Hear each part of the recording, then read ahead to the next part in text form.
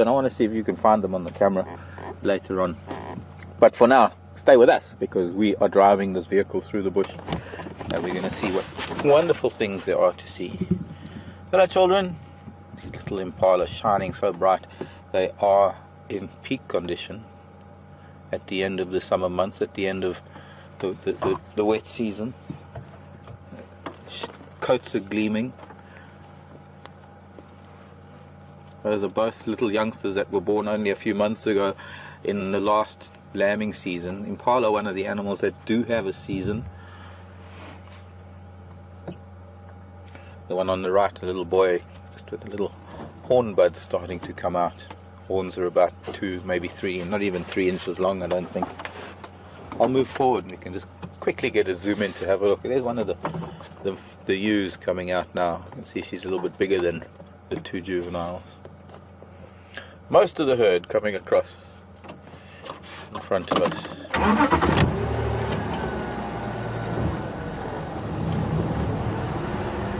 Two little boys. These little boys are going to be able to stay with the herd for this first rutting season of their lives, and they're going to get a taste of what happens to impala rams that are a year older than them. Oh, look at that kudu bull. Wow. Just in the background. Get this branch out of the way. Sorry impala, I don't mean to belittle your presence, but there is a magnificent kudu bull that you can't help but notice.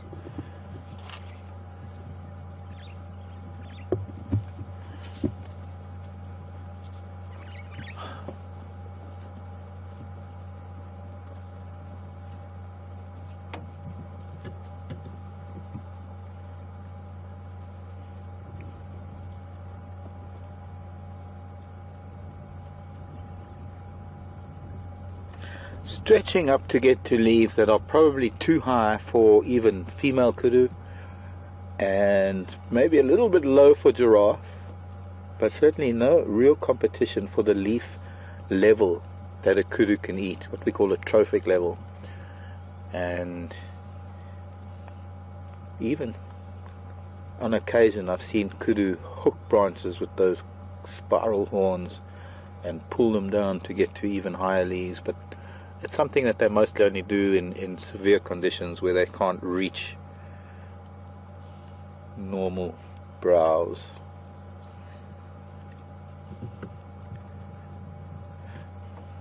Also notice how when he stretches his head up, you see how that spiral of the horn fits so neatly over that nuchal muscle, that big muscle above the shoulders. I've seen kudu lay one of their horns along the nuchal muscle to protect it, going through bushes, and then use the other horn to push the bushes aside. So I'll try and go back a little bit to get... It's a little bit awkward from this angle with the sun, but he is down in the drainage line below the dam wall, and wouldn't be able to get to him. Wouldn't really want to try, because any noise going through the bushes will just chase him away. So from this point of view, it's our best bet is to watch him from here, and he doesn't know we're watching him. I think that's even better.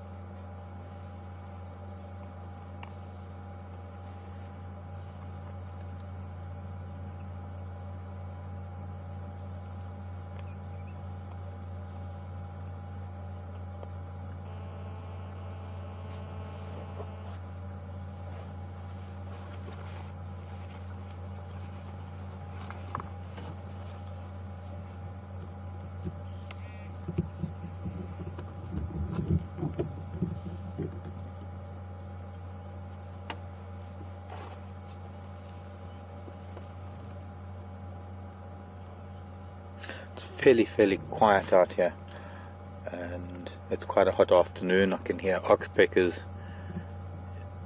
probably from this herd of impala.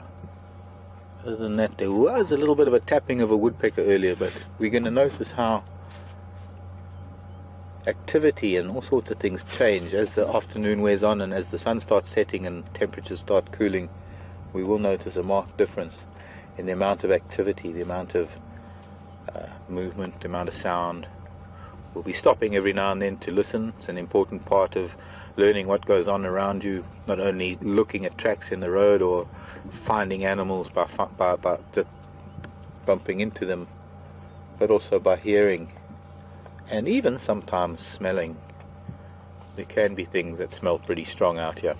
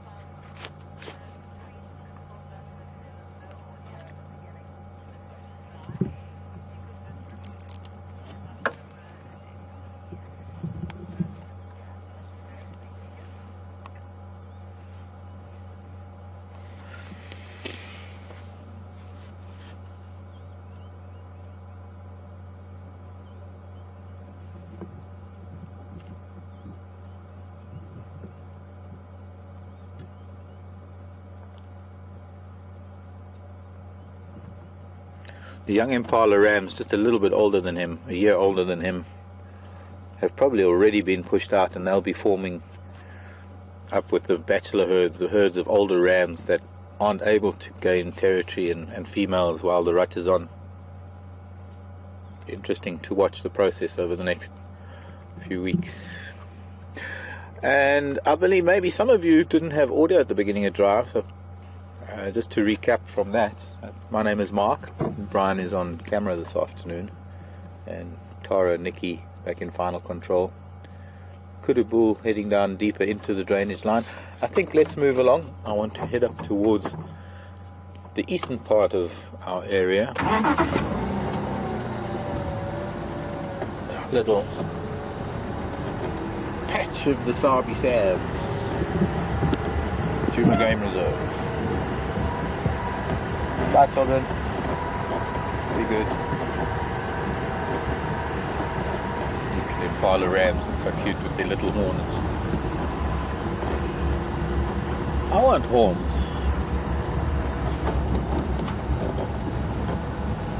Why would you want horns? I think awkward. No. Poke your hand when you comb your hair.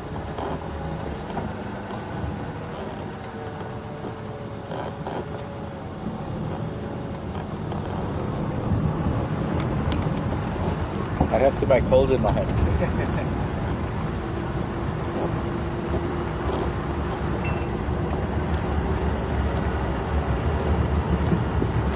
So what would you rather have, horns or a tail? Tail. Tail. It's extra balance. How long would this tail need to be? At least a meter. Maybe longer.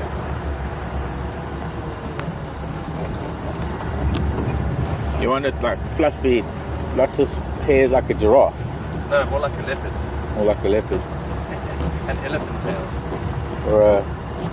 Or a lion with a little ball of fluff on the end. What up, Franklin? Franklin that just got a little fright from us. Spurfowl, actually. Well, Franklins and Spurfowl, same family. And where she goes? Oh, there. Another one coming across the termite mound. Interesting spurfowl. Reddish legs, reddish beak. Quite colourful, really. And I know that we've probably got some birders with us this afternoon, so what we're going to do is we're going to be doing a little bit of birding. And for those of you who don't know what that is that we look at birds and we need a couple of us to confirm the identification to make it a positive ID, and I will encourage the viewers to be IDing the bird rather than me telling you what it is. And this is one of the first. I've already given you a clue. It is a spurfowl. Hashtag Safari Live is where you can send your answer, or you can send it to questions@wildearth.tv. Those are our two main addresses that we get questions, we get feedback from our viewers. I can ask you questions and you can give me answers to those two. Although I have to be honest, I think it's better sometimes answering on email, because then you can just put the answer in the subject line and it might make it a little bit easier for the office to read through them, because all we really want is the answers sometimes, occasionally, like now. Oh, there was a lizard. I only saw its tail, that it was a lizard. I need to look out for it again on these rocks.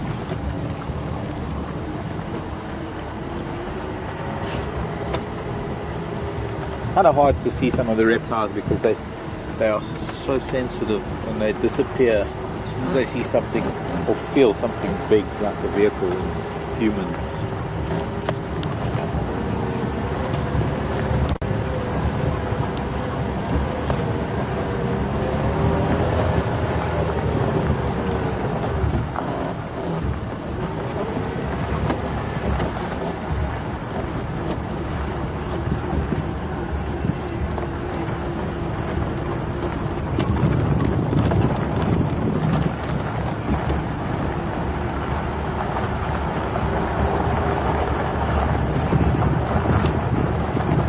Now, being a Sunday today, there are a couple of things I think I should remind some of our regular viewers and also tell you about some of our new viewers.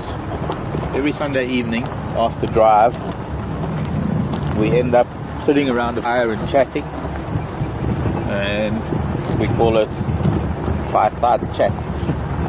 No surprise there, but yes, our fireside chats, Sunday evening fireside chats, have become a staple, I guess, for WildEarth. And we will be sitting around the fire this evening, Brent and myself, and then Steph and Scott, and chatting about things. But we also have a question and answer session on our fireside chat. I will remind you again a little later, but we do have that wonderful time when we can interact, and instead of asking just one of us a question, you can always send a question and we can all try and address the same thing.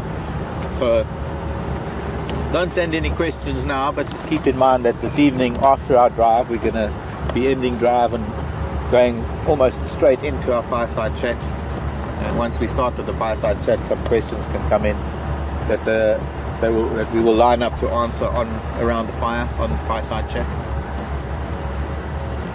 And that'll be from 6 to 7 Central African time, our time.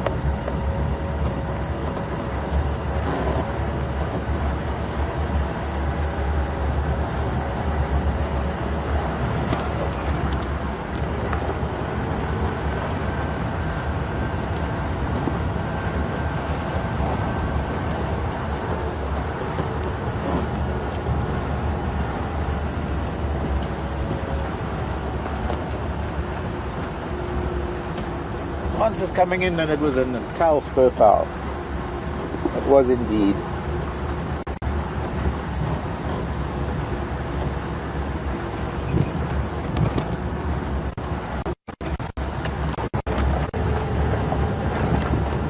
So we get first answer.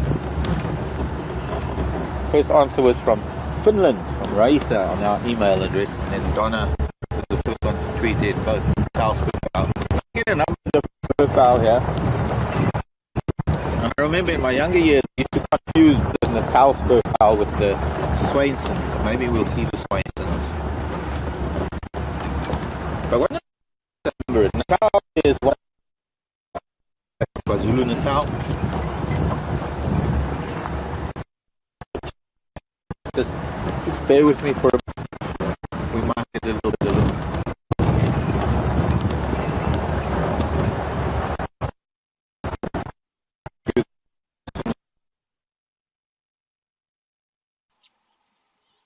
KwaZulu Natal. Just Just bear with me for a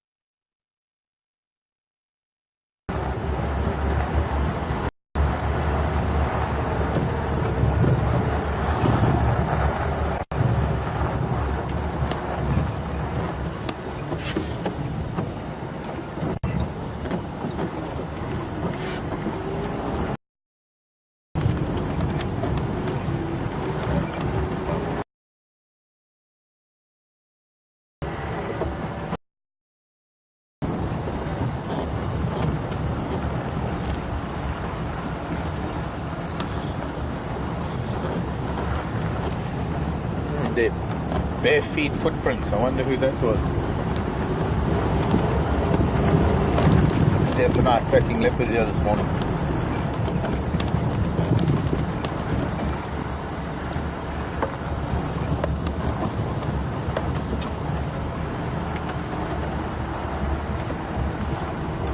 So I think we should be fine with signal right now. I think that little choppiness should be over with.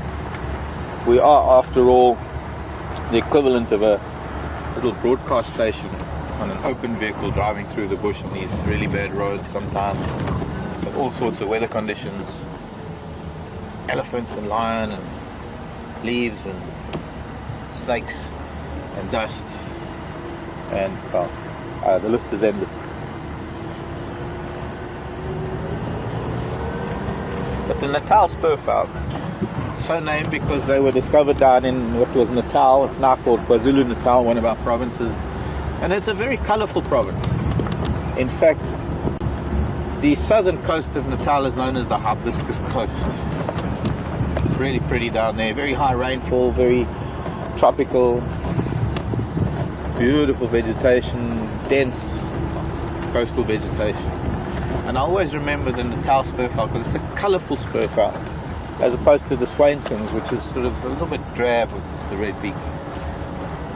Now, there are some woodhoopers in this tree that I hope we can sneak up on.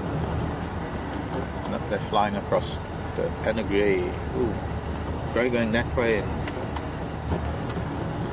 I tried. They're very difficult to sneak up on. The woodhoopers. Grey hornbill disappeared though. I can see it. Okay. Oh, there it is, top of the marula.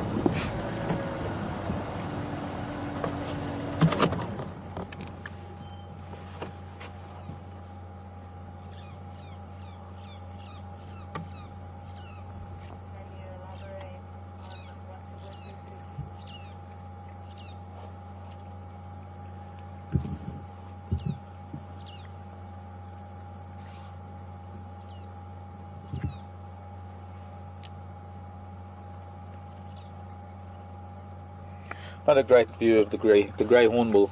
I hope we can find another one.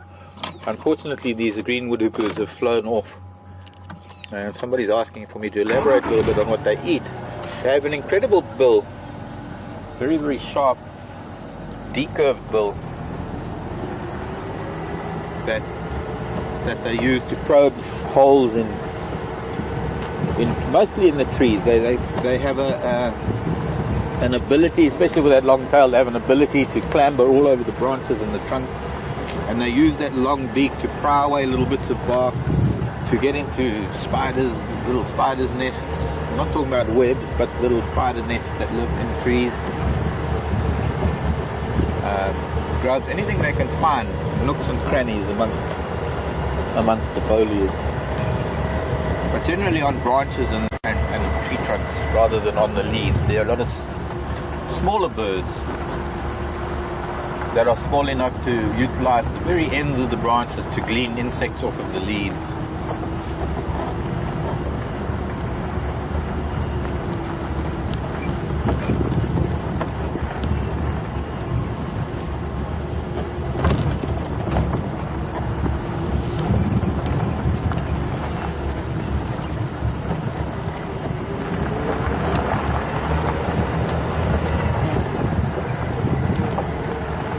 See, if the bird isn't really clearly seen, I can't exactly expect you all to identify it, so I'll help us out with that.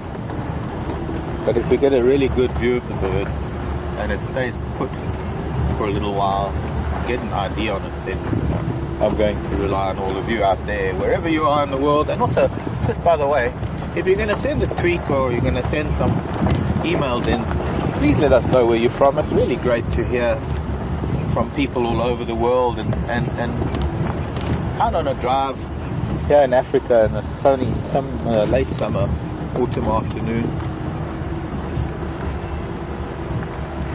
The thread, that mental thread that I can connect to all the different parts of the world would be really amazing, because we are a global community now with the possibility of broadcasting live and having this interaction that we do.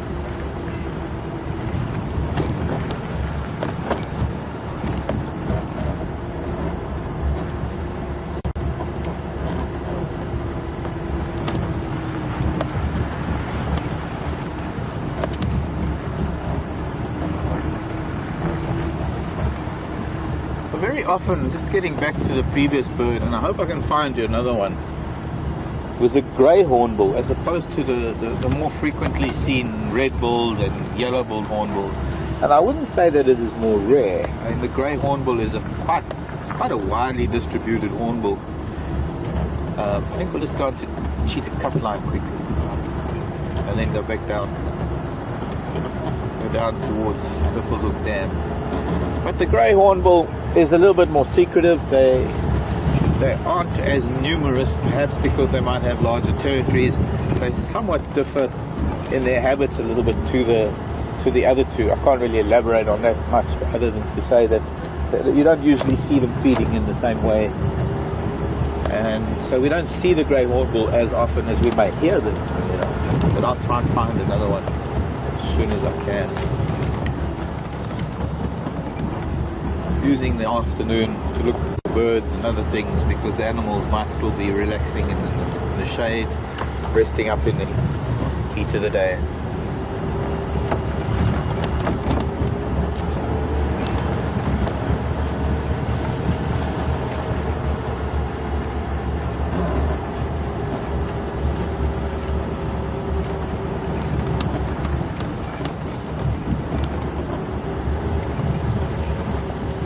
Generally, they do eat the same kind of food. They just have different ways of getting it, or different areas that they get it from.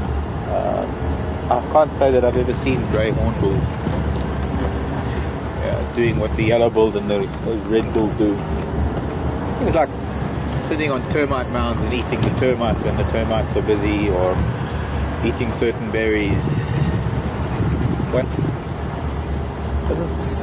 One seldom sees the grey hornbills in action because they're so shy.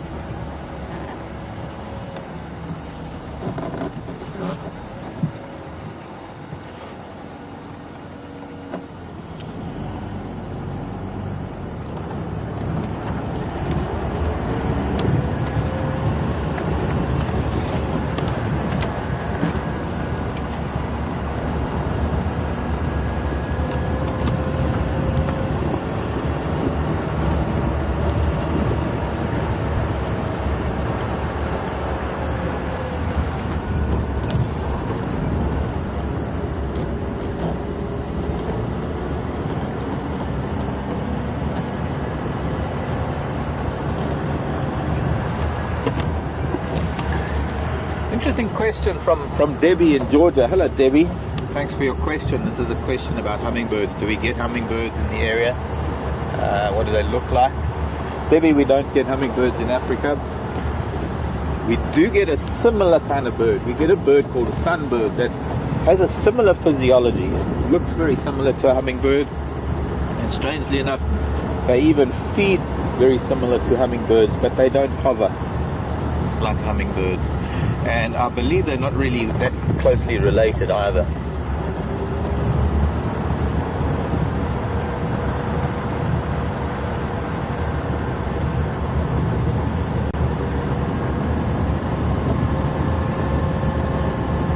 Hummingbirds mainly North and South America.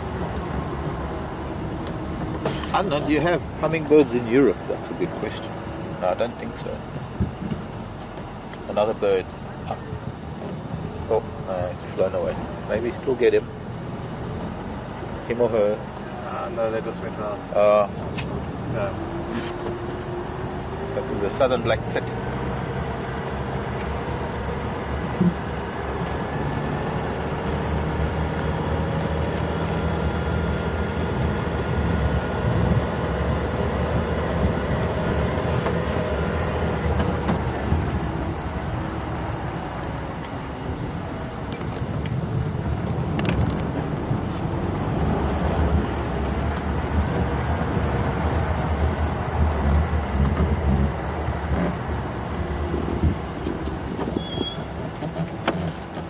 That's encouraging.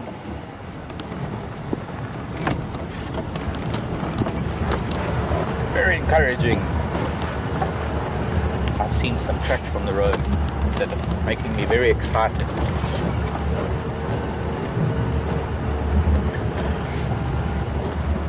I don't know if you can see this road, but this road was very, very busy. If I can maybe zoom in on some of those tracks down there, and I'm getting very eager to get to Buffelshoek Dam all over Sardine. But there were a lot of vehicles on this road because we found Karula on this road this morning, and Scott managed to follow her through this bush on our right, going to the north. She bumped into some kudu. I don't think she made an attempt at them, but they were certainly barking at her. And there's a whole herd of big grey animals that have moved down this road. Let's see if we can find them, because I've got a funny feeling they may be thirsty or hot or bothered, and I've also got a feeling maybe the children want to have a swim.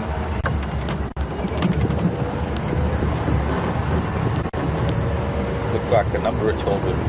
But I would say there were a few vehicles on this road this morning, and I can barely see a vehicle track because of all the other tracks of these wonderful children that are headed down this way, and are probably, if not at Buffelshoek Dam, certainly on their way there. At least I hope so. I'm going to go this way around rather than that way around. The tracks do go down a road called Boripan Road, goes to Buffelshoek Dam, but we're going to be going on this Hippo path, this Hippo Pools Road. Maybe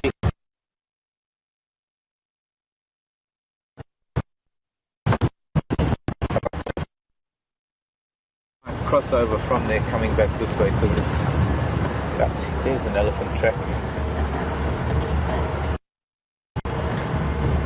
Ellie.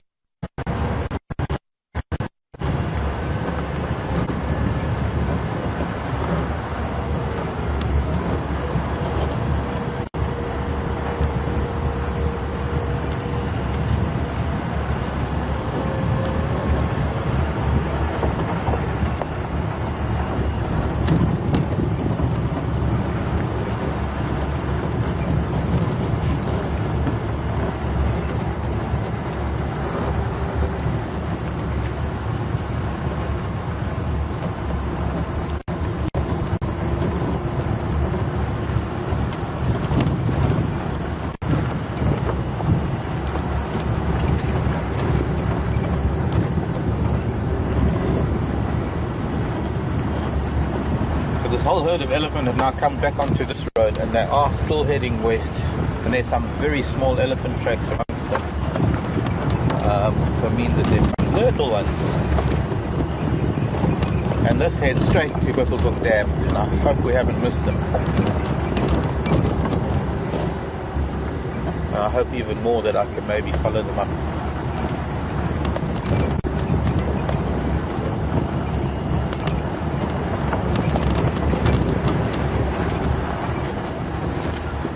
No more tracks here, but that's because I think they went on an elephant path just off to our north. We might see something soon enough coming back onto this road.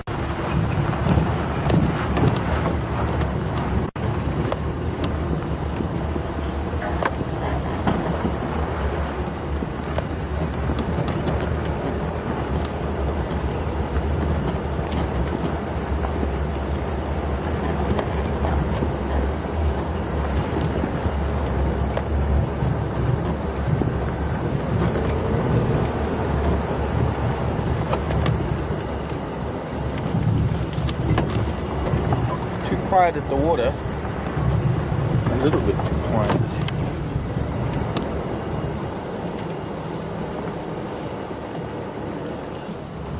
They have been here quite recently. They've been picking up dust and throwing dust on themselves here in the road.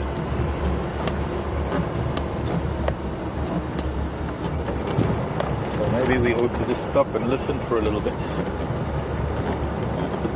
Hippo and buffalo together. Wow. Something. There might have been terrapins that splashed in the water over there.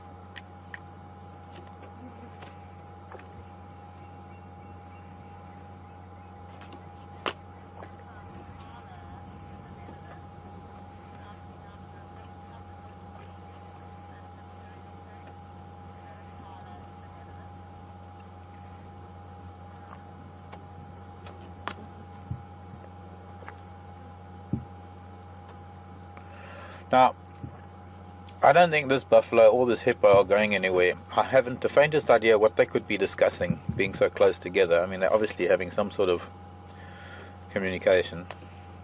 What it is they could be talking about is anyone's guess. But I also don't think either one of them are going to be going very far. So rather than sit here and watch these two pretend to have a conversation, I'm going to carry on trying to find this herd of elephants. And I have a question from Carla in the Netherlands about the big tuskers, the ellies who are the big tuskers, wanting to know if that's genetic, if it's inherited genetically. It is, Carla, and thanks for the question. Nice to hear from you in the Netherlands. We're going to do a big loop around to Buffels of cut line and come back, unless I can find their tracks going this way. Hello, Mr. Hippo, Mr. Buff. Or is it Mrs. Hippo, Mr. Buff?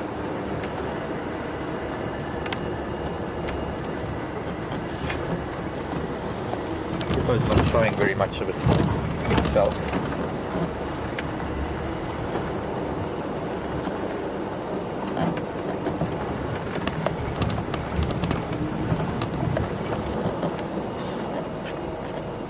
We'll first just check and see if they didn't head south after the dam, and then we'll double back and go around to the north.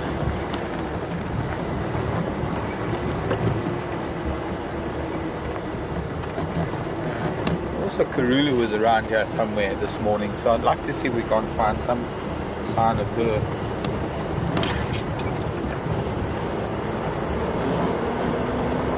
The road that I was expecting to find maybe Karula's tracks was full of elephant tracks. Carla, elephants' tusks are all genetic. It's all about genetics. And one of the reasons why we don't have that many large tuskers anymore, because for several hundred years elephants were hunted so extensively throughout Africa for their tusks.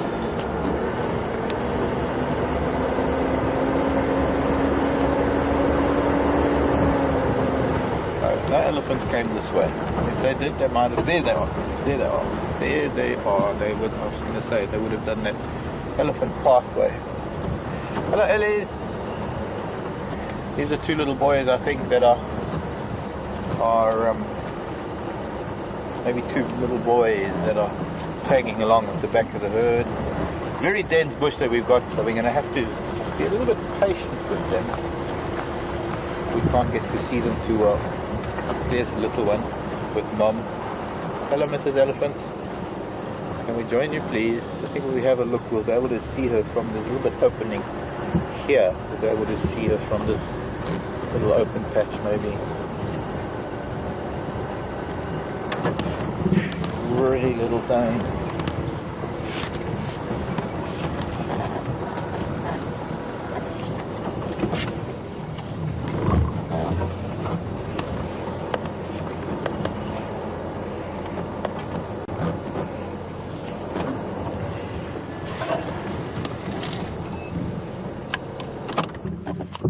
don't want to be crashing through bushes right now to trouble her or her calf. And so far she's accepted us to be here. She hasn't shown any indication of being concerned about us. And it'd be nice to just sit here and let them get used to our presence for a little bit. And maybe I can hear what's going on with the herd, maybe how many there are. I can only see these two. There was an extra calf and then another two younger ellies. So there are no doubt a number of adult females, judging by the number of youngsters that I've seen. And they aren't very active in feeding. I mean, they're feeding, but they're feeding quietly, which means that they're feeding on softer vegetation like leaves and grasses. It's only when they start feeding on bark and branches, and going into the dry season they'll be feeding on a lot of the roots of a lot of trees, because the roots store so many nutrients, and they'll be pushing trees over. It becomes quite audible. You can almost follow a herd of elephants in the dry season just by their sound.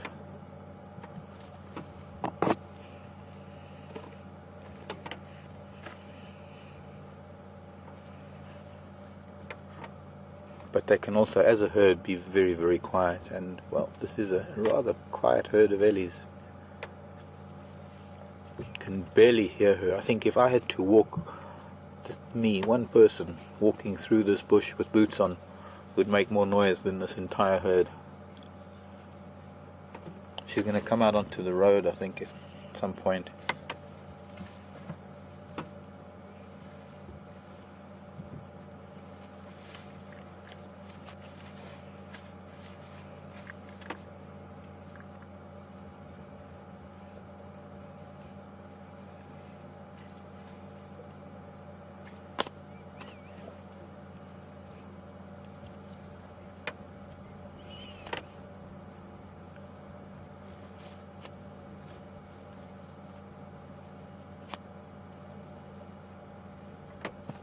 Well, food goes in and food's got to come out.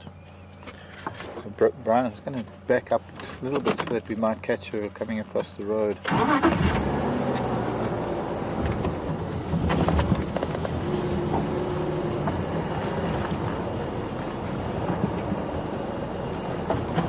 course, it could take her an hour, even if she's only 5 meters off the road. It would take her an hour to get across the road, if she is going to.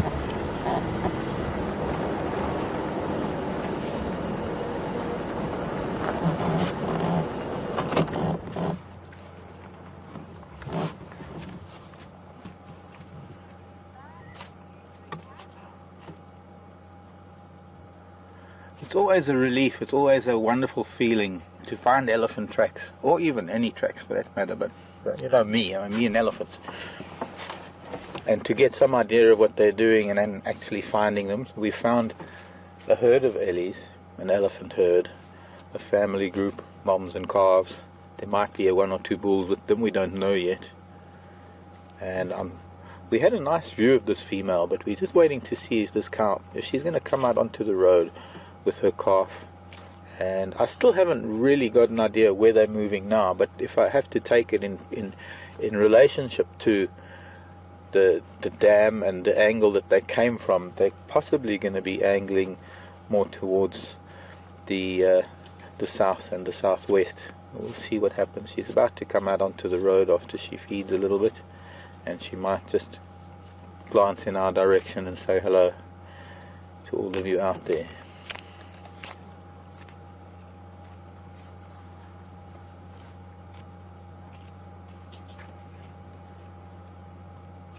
You see, I don't want to trouble her by driving forward and invading her space.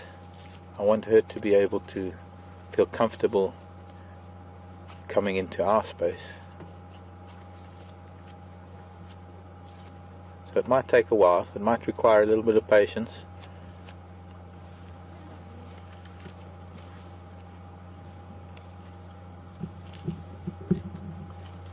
I can see the calf moving in the background.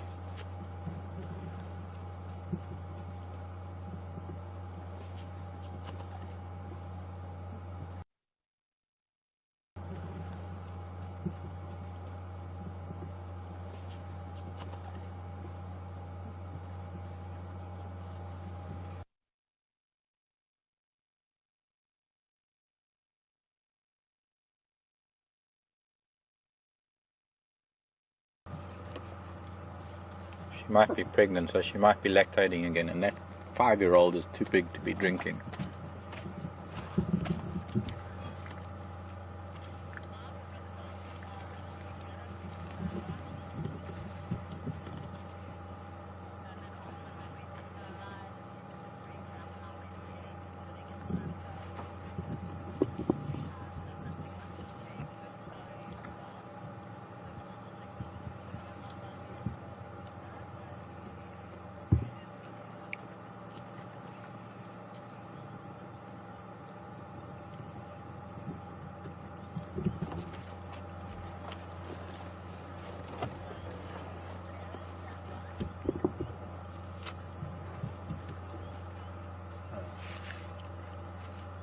Afternoon, Tex.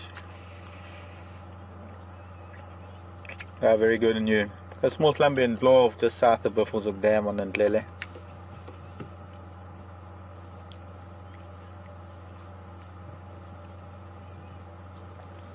Okay, Karula was here somewhere this morning, but I couldn't see any Mkonzo because of the Colombian dwarf. Karula.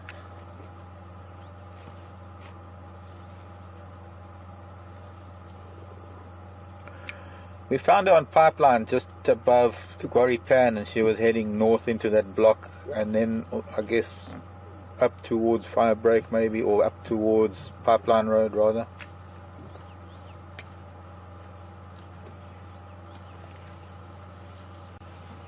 The affirmative, just south of Buffelshoek Dam on Ndlele to Tukwari Pan.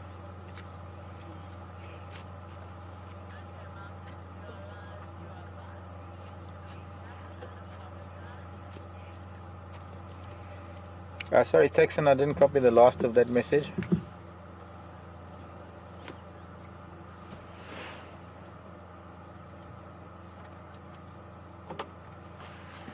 Okay, copied. They're not very mobile, but I might still be here for a while.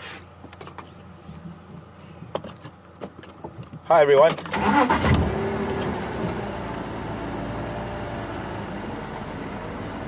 They're mostly static, they're mostly feeding.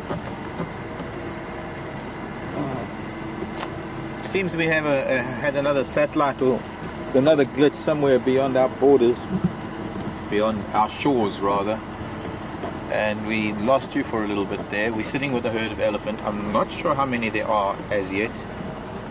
I can see 3. There's this cow and this young calf almost next to us, right in front of us. There's another young, I think it's a young female just up ahead, and we're going to see, come here little boy, going to see how many more there might be. This calf is well over 5 years old. He's been trying to drink from his mother, who is possibly lactating again. Maybe she's having another calf soon, and she's not letting him drink, and he's getting a little bit frustrated.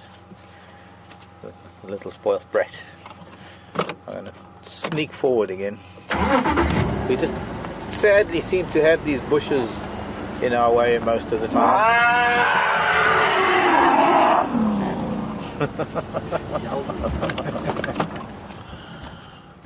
And now he's trying to drink again, and that was a little temper tantrum. He is drinking now, and she's actually standing there allowing him. We'll see how long this takes. He stopped. Might also be a comfort thing for him.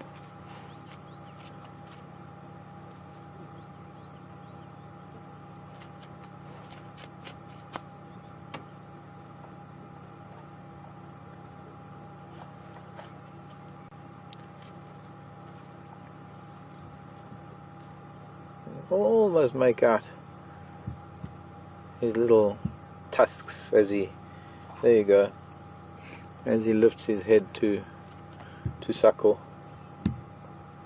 And his bottom jaw we can see with his upper jaw and his tusks sticking out just underneath Mom's leg.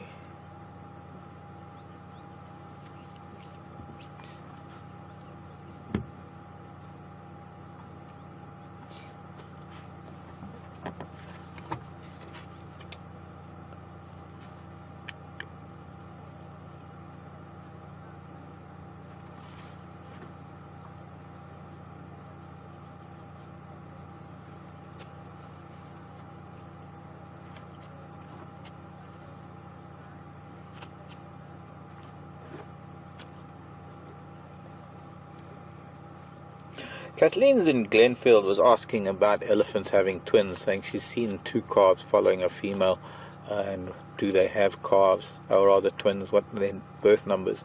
Kathleen, they generally give birth to one. It has been known for elephants to have twins. It's very unusual for them to have twins. Other question Kathleen was asking is, would they adopt a calf? They would adopt a calf, especially if it was a calf of one of their own family members, one of their own daughters or sisters. She's going to throw some dust now. Resting up in the shade a little bit.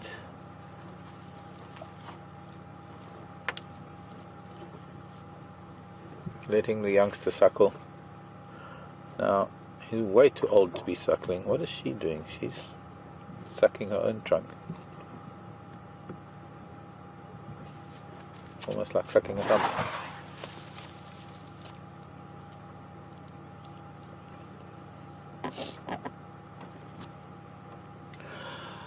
Very difficult for elephants to care for twins because they have to divide their resources, and of course in some areas where water is scarce and they have to move over long distances, obviously there's going to be less chance of those twins surviving.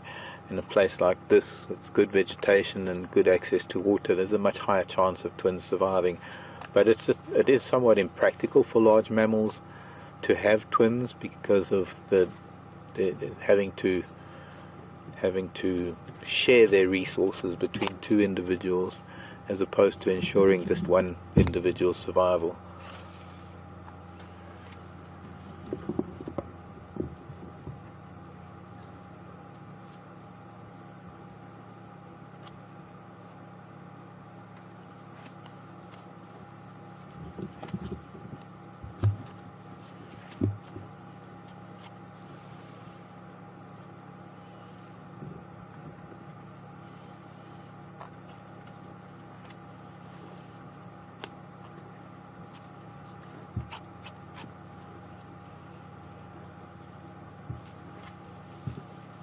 She might be carrying, which is one of the reasons why she might be lactating, if she is.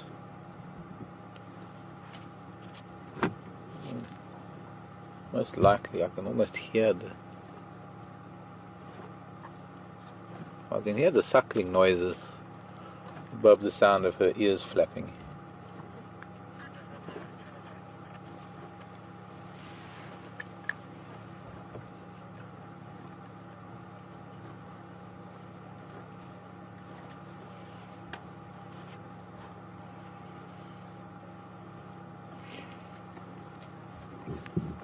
Jane in Montreal wants to know what elephant hide feels like and the tip of the tail.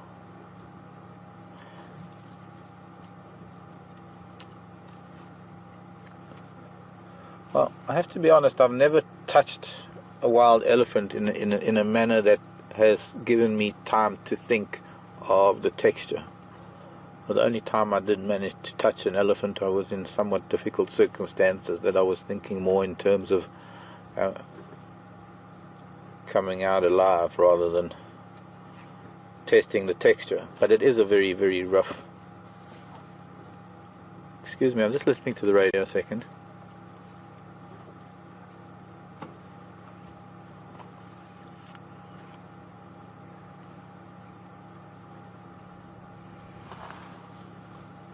Moving her arm now, blocking the youngster now, stopping him from drinking.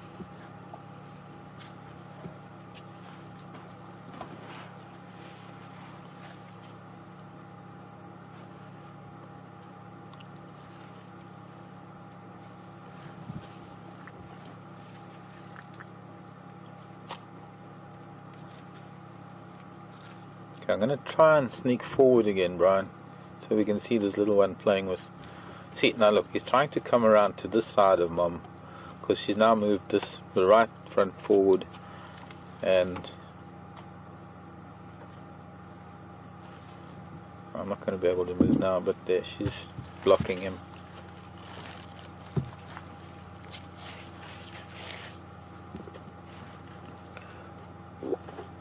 Another calf coming into the road.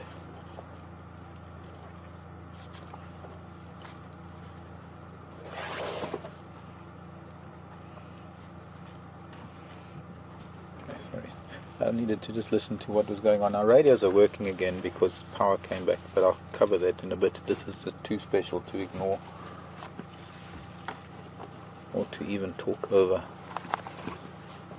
She's such a pretty elephant.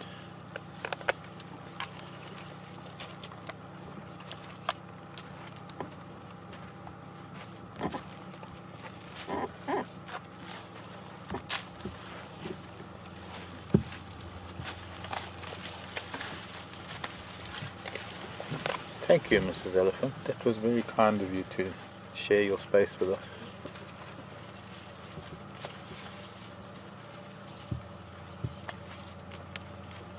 Now the two other youngsters that are here tell me that there's at least one, if not two more cows.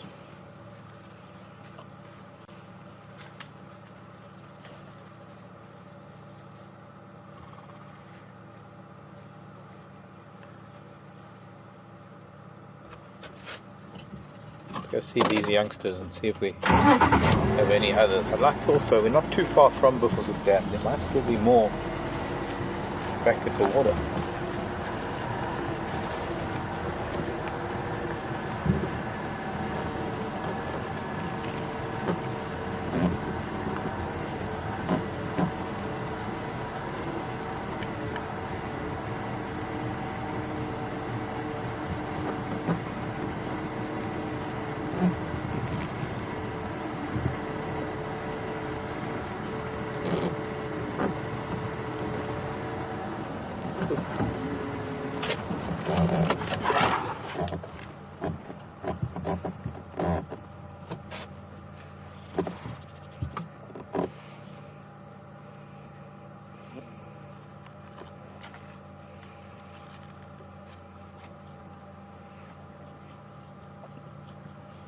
Denise in North Carolina, hello to you, Denise in Tar Heel State.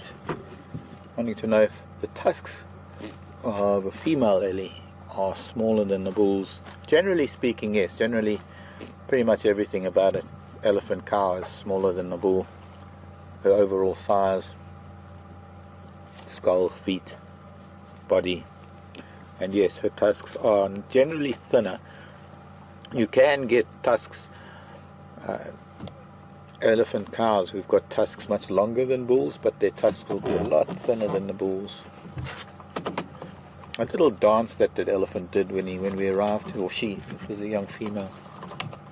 Well, that throwing of the head, there was actually a slender mongoose that ran out from under her feet and she got a bit of a fright. So we need to turn around and go back, follow them a little bit, and establish whether there are any more in this thicket. Might not be, might just be the four of them. Might also be that they are the last of this big herd, because there was certainly a lot more elephant tracks at the beginning than just these four, and there were also tracks of a very small elephant, a lot smaller than that 5-year-old that we were seeing. So they might be towards the end of the herd if the rest of the herd is carried on. So we'll just come back and have a look at that, and then we'll go back to see if we can catch up with that herd of ellies. Some big cloud building up in the west might obscure our sunset.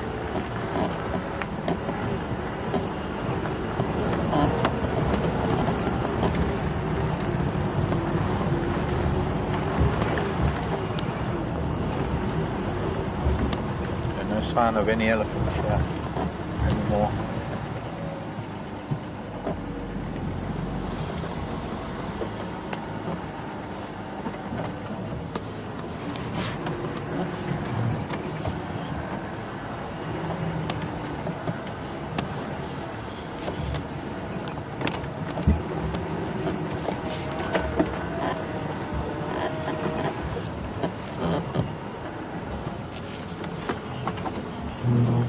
Sandy in Missouri wants to know if it's true that elephants don't ever forget. That seems to be, Sandy. I mean, we can only begin to understand the minds and memories and intelligence of elephants. I think we've still got a long way to go, because we still think too much like human beings. We don't quite give them the credit that they do, and there's still a lot to be learned. But yes, there are a number of examples. There are numerous tales of how elephants have remembered things, but it's not only that, it's the knowledge that elephants have, the very fact that elephants, almost their entire lives as adults, are governed by storage of information,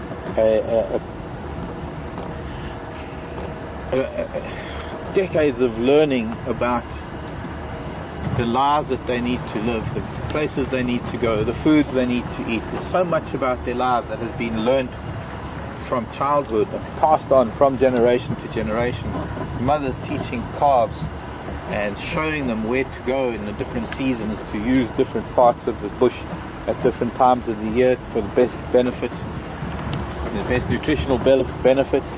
And it's that accumulation of knowledge that tells us that they must be able to remember a lot of facts, a lot of things that will account for memory. I mean, it's not only the stories of how they remember each other, or how long lost elephants have joined up again after a long period of time, or how even humans who've had relationships with elephants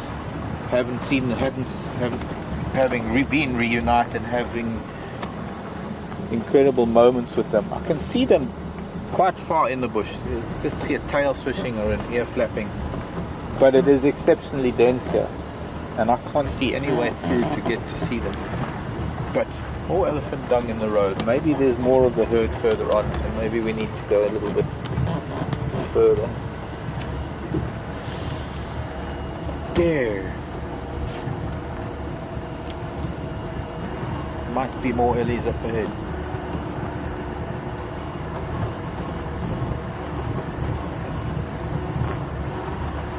I think it was an elephant. It might be a tree trunk.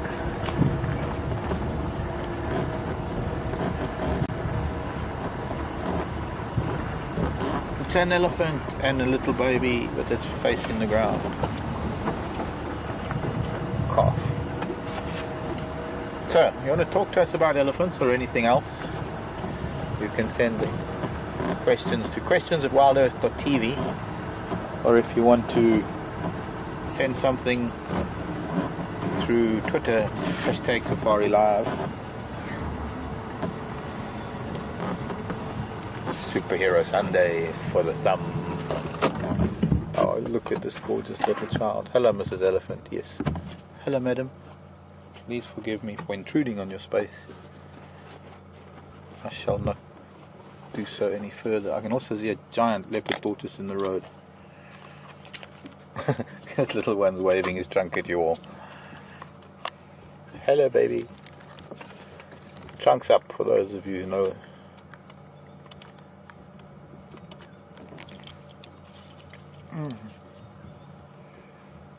That's a huge tortoise. Golly gosh. Don't mind the tortoise, Mrs. Elephant. It's a little... It would be so interesting to see what the calf would do, but the tortoise is a little bit further on. And it will be moving off of the road, and I might be able to find it again after the ellies. So we might have quite a big herd if this is another cow and calf, somewhat further on from the last small family group we just seen. And she's heading straight towards that tortoise. So the little one is too. See if it makes a noise in the grass. I don't want to trouble them further. She's clearly a little bit shy. She's a young cow. Probably this is her first calf.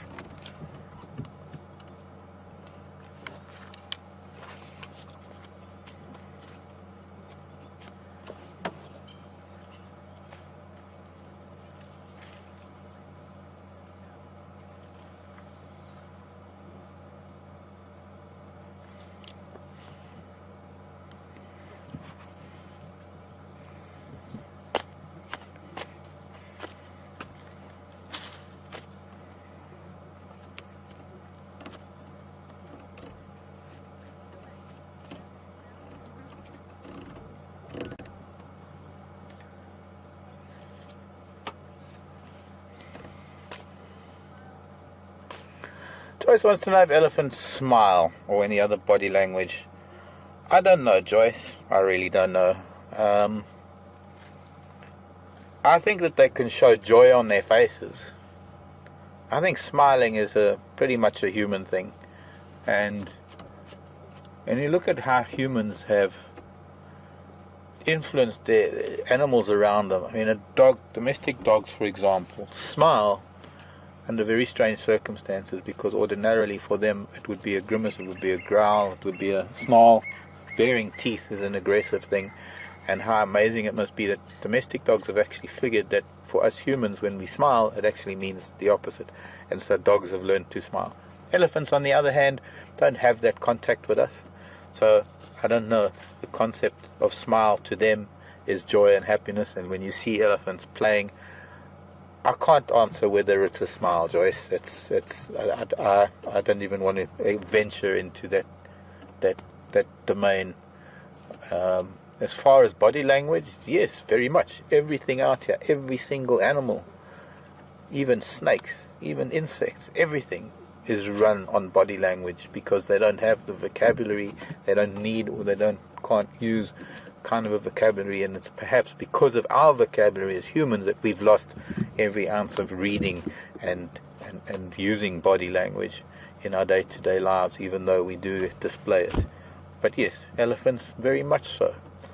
Their posture of their head, the posture of the ears, the way they stand, the way they throw their heads, everything about them has got a message to another elephant. And as I said earlier, we're only just beginning to touch the surface of learning about what all elephants are all about. If you think about it, up until about 20 or 30 years ago,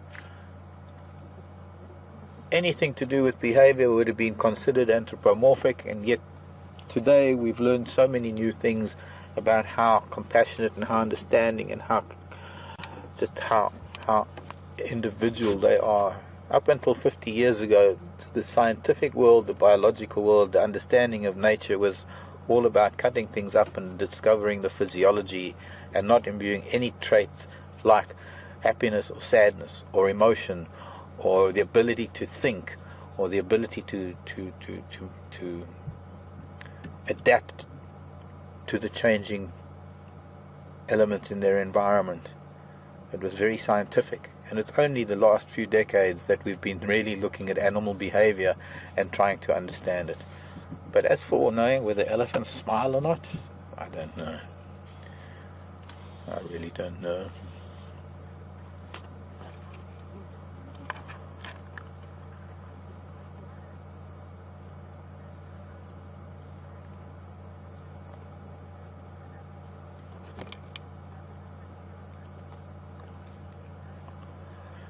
Valerie wants to know, Valerie's in Pennsylvania, if there's a difference in temperament between the Asian and the African elephant. Most certainly, Valerie, there could be, there most certainly is, but it's not something that you could maybe put down to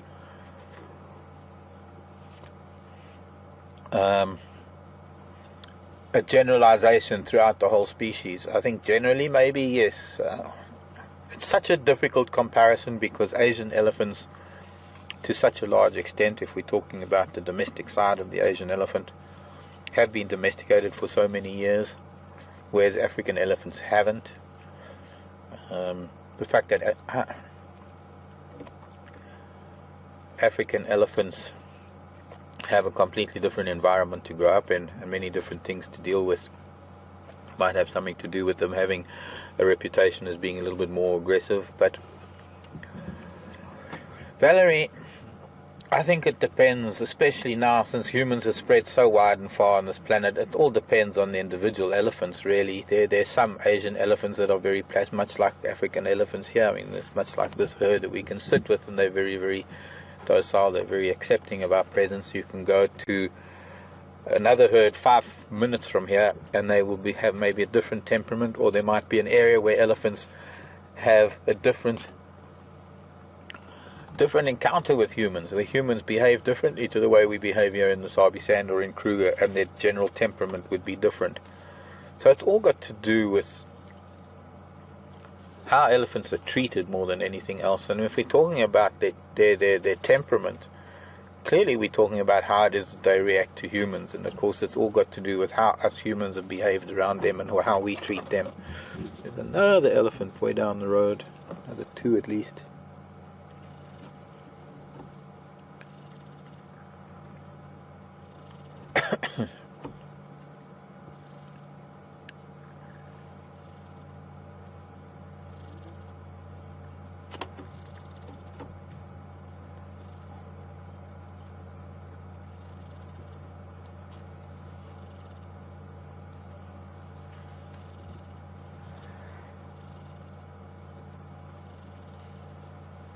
I'm just looking at her. She's a very young female to have such a young calf. She's probably still only in her teens.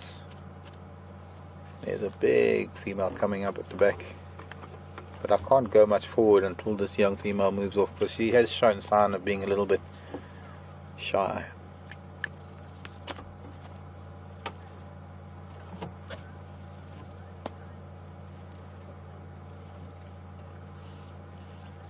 Jim Malone in Oklahoma wants to know what signs the elephant give if you're getting too close. Well, they'll whirl around. Generally they'll turn around and they'll throw their head in your direction and maybe even trumpet, or they'll just move away. The idea is to approach them in a way that you're not appearing to push them, that you much like we did with the first cow with her 5-year-old calf. I got as close as I could without her reacting, and that was close enough. And then this cow, being a young female, she's a little bit away from us. See the older cows just crossed the road in the background. As soon as I started coming close, she sort of pulled her head back and she turned around, and then she threw her head at us, as if to say, go away. Ooh, there's a tiny elephant that ran through the bush. I'd like to see it. And that tells me it's too close, or that she's uneasy. But she's moved to where she is now, still within earshot. She can hear me talking. She knows that I'm here, but yet she's comfortable. And that tells me that this distance that I am now is her safety zone. This is her comfort zone, and I shouldn't really invade that comfort zone, mostly because I don't want to upset her. I don't want her to think that that's what we are here. We're only here to do is to upset them and to push them on. And the only way that elephants do accept us is if we give them this space. Now, if she were to come close to me, it would be an entirely different matter. If I were to sit here, as we're sitting here now, and she were to decide to walk towards us, I would let her come as close as she wanted. Even if she wanted to touch the vehicle, I would let her come as close as she wanted, because it's all at her own doing. She is governing her own comfort zone. I don't think she will, but I'm just saying that you can get as close to elephants as it becomes comfortable for them, and then it's up to them whether they allow you to stay there, or whether they move off, or whether they accept you to such an extent that they will come to the vehicle. And it's an amazing thing. It's absolutely wonderful sometimes when we're sitting and elephants decide to come towards us, and they walk towards us and then just part and come either side of the vehicle and actually surround us completely.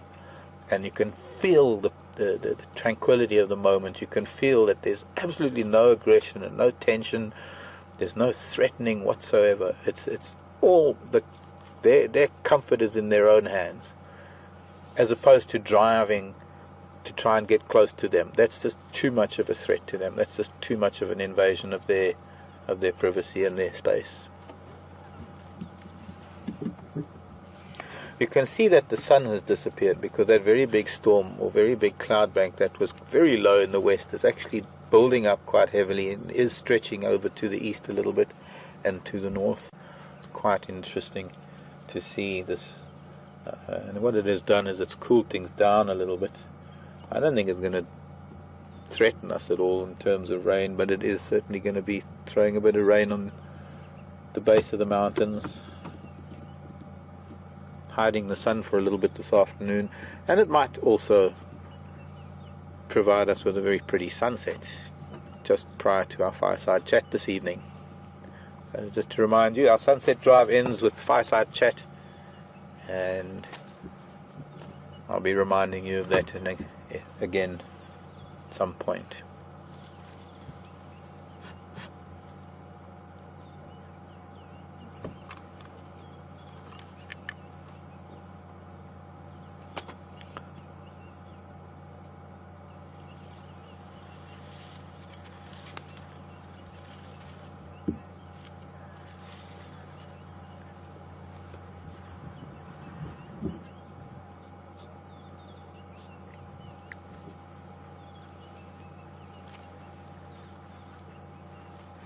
Caitlin and Kira and kids are watching, wanting to know what's the weight of an elephant when it is born. I'm not too sure which part of the world you're in, Caitlin and Kira and kids. And in this part of the world we work on kilograms. And I'm guessing a young elephant is probably be about 200 pounds. About 120 kilograms might be around 200 pounds, I guess.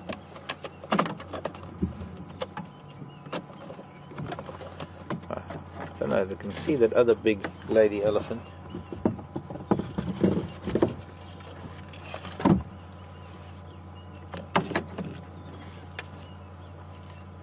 We'll see if we can see, there's a calf that's even smaller than this little one.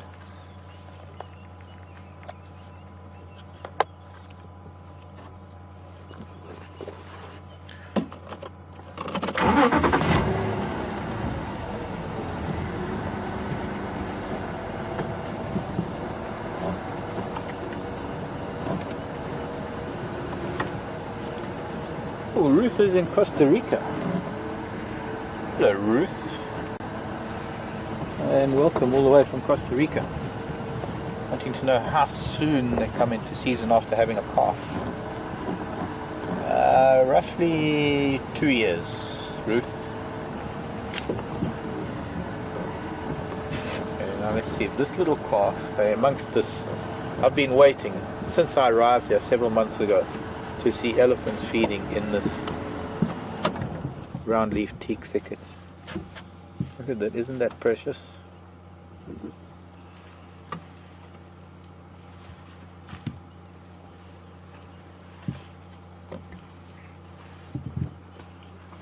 This is a little one, it's still under a year old.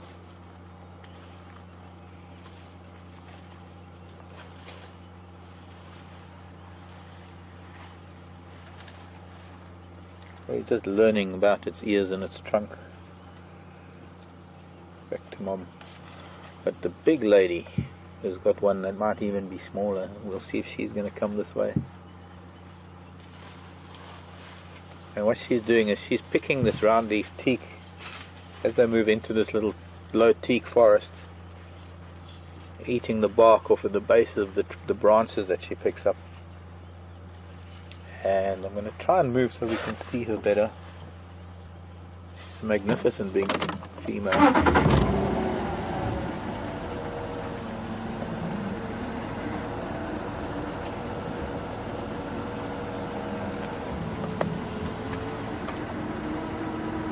There's the tortoise. Oh, it's another one. Can't be another one. Giant leopard tortoise.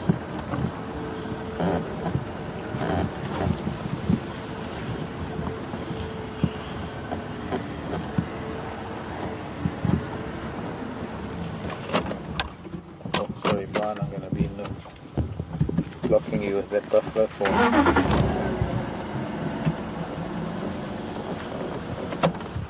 Tortoise is eating grass as well. Trying to fill up before the dry season.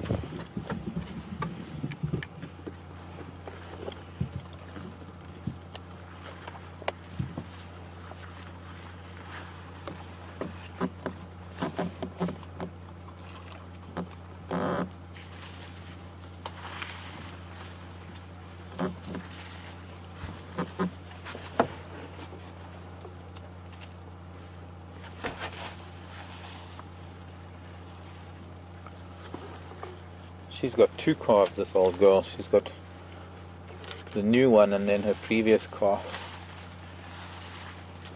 Jacqueline in Georgia wants to know what did it mean. She's listening to the tortoise. She just turned around because that tortoise is moving through the grass.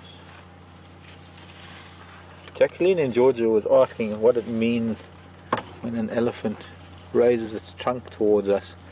It's mostly sniffing the air, Jacqueline. It's all about testing the air, testing for scents and smells that might tell it whether there's danger or not. It looks like a kind of a greeting, and sometimes it does seem that way. She's guiding the very small calf away, actually, deeper into this thicket.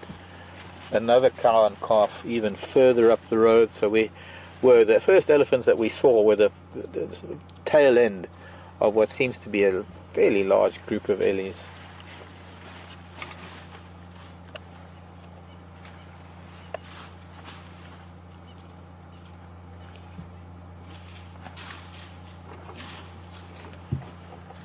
Wonder if the tortoise knows something we don't about weather. Whether or not the weather is going to become weather.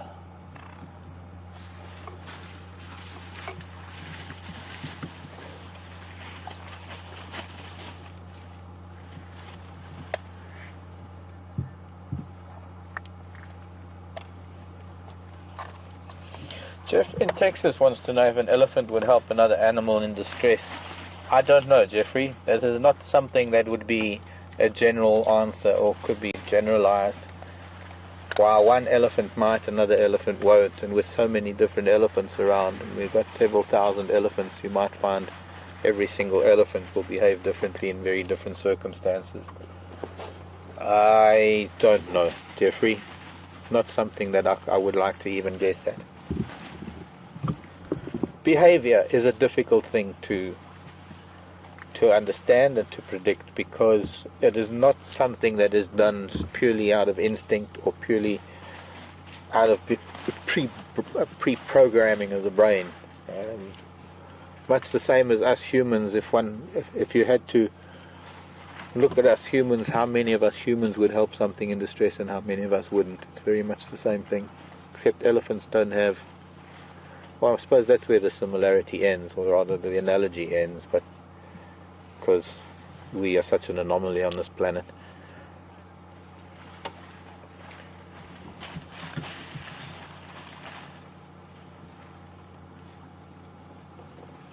Come, little one.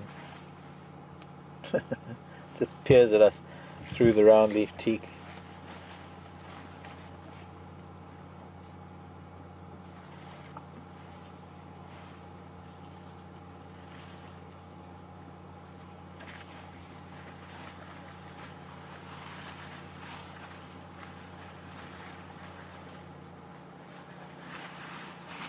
Sally in Canada wants to know if elephants ever lie down. The youngsters do, Sally. The youngsters lie down to sleep. Adults very seldom lie down. It's very difficult for an elephant to lie down. The weight of an elephant is very difficult to bear, and its internal organs lying down for very long periods of time. But adults can lie down as long as they lie on their side. Lying on their sternum is a very dangerous position to lie in. But lying on their side that is a possibility, especially against very large termite mounds, or in the mud where there is a depression, or in soft sand, or especially when they're in the water, and the water can take up a lot of the weight with their buoyancy. But as adults know, see, the other thing about that is that elephants don't really sleep for long periods of time. A lot of people seem to be under the impression that animals sleep like us humans, that come nightfall, it's time to go to sleep. It doesn't really work that way. Elephants are pretty much awake all night, all 24 hours. They do rest, especially in the heat of the day they will rest. And you often find the adults standing in the shade with their heads relaxed, their trunks relaxed, their eyes perhaps even closed, and the youngsters fast asleep at their feet, and there's always going to be one of them that'll be touching one of the youngsters with a foot to make sure that they know where they are, so that they don't get trod on.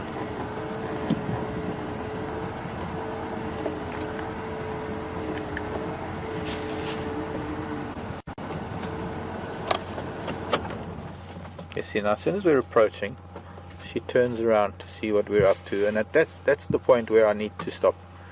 And it's interesting because now we can actually watch this feeding, and I can pick up one of these branches and show you some interesting stuff, some neat stuff. So as she's picking these branches, she twirls them around in her mouth, chewing all the bark off and then discarding the branch. And over time, over years and years and years, instead of these trees becoming trees, they stayed the low bushes. They're almost farmed by the elephant as these low bushes that constantly recoppice with these thin branches or thin stems that are ideal, and the more elephants feed on them, the more they're going to recoppice, so the more food it'll produce for next year. In fact, at the beginning of the season there were very, very few of these branches, but they've grown considerably since we first started looking at them so many months ago in December. And now finally we have a herd of elephants feeding amongst them. And this herd would probably come back to the same patch of teak every year over different periods of time to harvest these teak branches. This is a plant known as the round-leaf teak.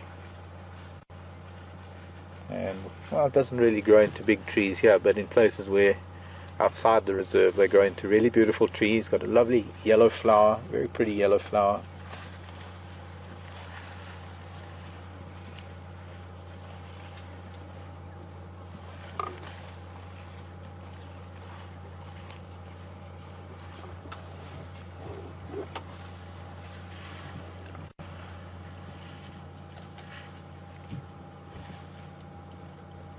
Now here in the Sabi Sand we have this round-leaf teak that they utilize quite extensively. It's quite a dominant tree species in places where elephants do this.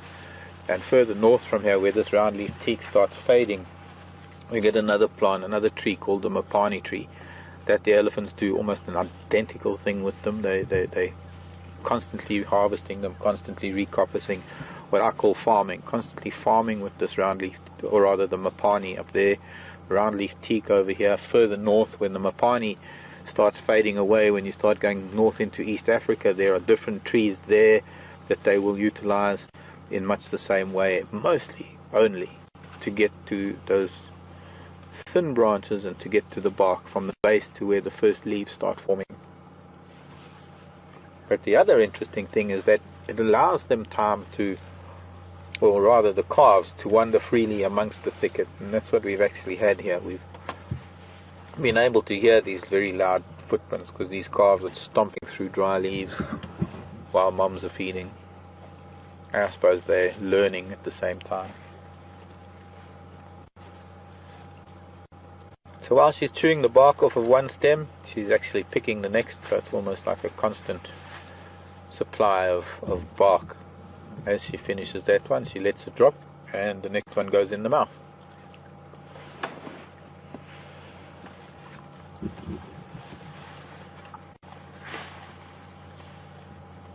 See if I can move a little forward so we can see that better. She might accept us moving a bit forward now. See, now starting the engine is a good test. I'm not moving yet. Just starting the engine, engaging the reaction of an elephant, starting the engine is a good way of knowing whether they're comfortable or not. Yes. Let's see that she's going to react. It's interesting feeding behavior. And so far she's quite comfortable with it. So before she reacts, I want to stop. We get a fairly good view from here, and so that tells me she's quite comfortable with us, even a little bit closer after the first encounter.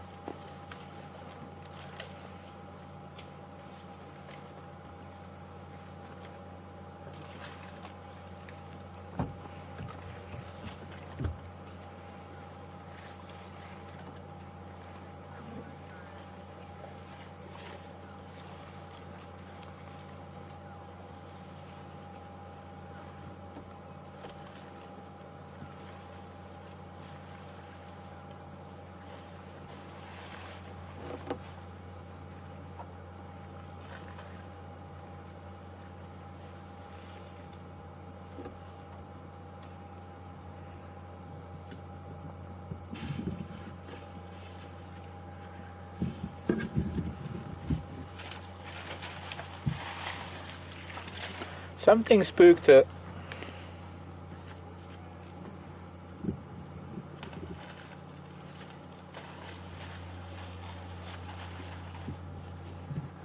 Sorry, I just need to talk on the radio or listen to it.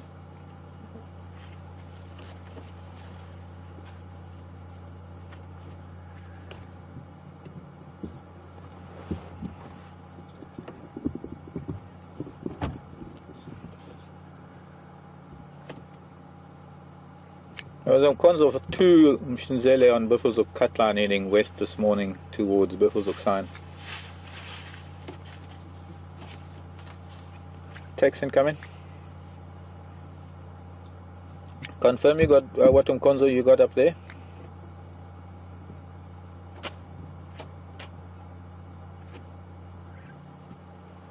Okay, copied. I did hear that maybe there was Madats on Buffelshoek this morning.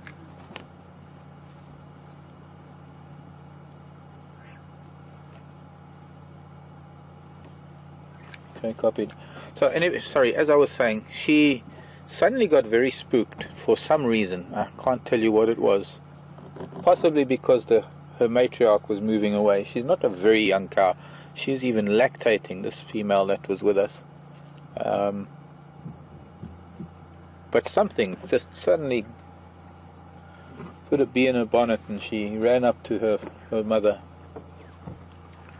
This gives me a chance to pick up one of these branches that she's been feeding on so that I can show you what I mean by the way they feed. Sorry.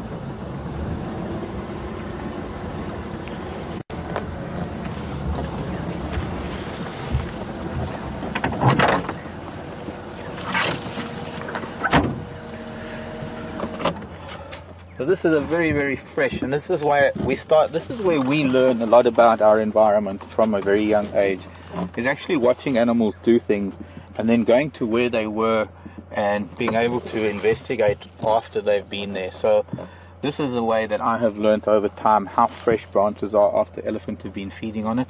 This is still very, very wet. You can see where she's chewed the bark off from where she's picked it at the base. She's twisted it and chewed all the bark off, usually to the first leaf, which is here where my finger is now. And where she's chewed the bark off is still very, very wet. And if you were to sort of hold on to this, you can see how it would dry over time. And in an hour's time, these very, very fine fibers that are sticking up would be so dry they would become brittle. But at the moment, these very fine fibers are still very moist and soft. And if I do this with my hand, it comes away. It's a little bit of mucus, it's a little bit of wet from the bark and from the elephant chewing. So I know that there was an elephant chewing this branch just recently, within minutes. Well, they're moving off into some rather thick bush, so we're going to move on and see what else we can find. I think we'll head up onto, I want to go up onto Buffelshoek cut line and see if we can find any tracks up that way. And who knows, maybe something else for us to see.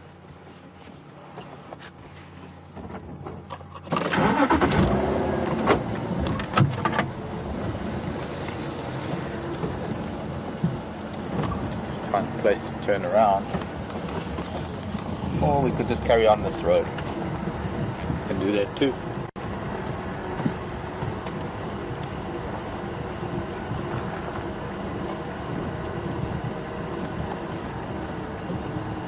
I'm going to need to call this over the radio, so excuse me for a minute.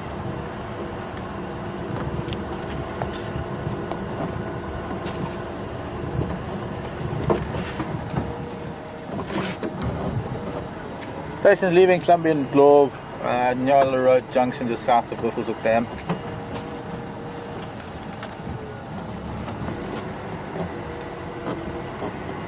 Leaving open lock.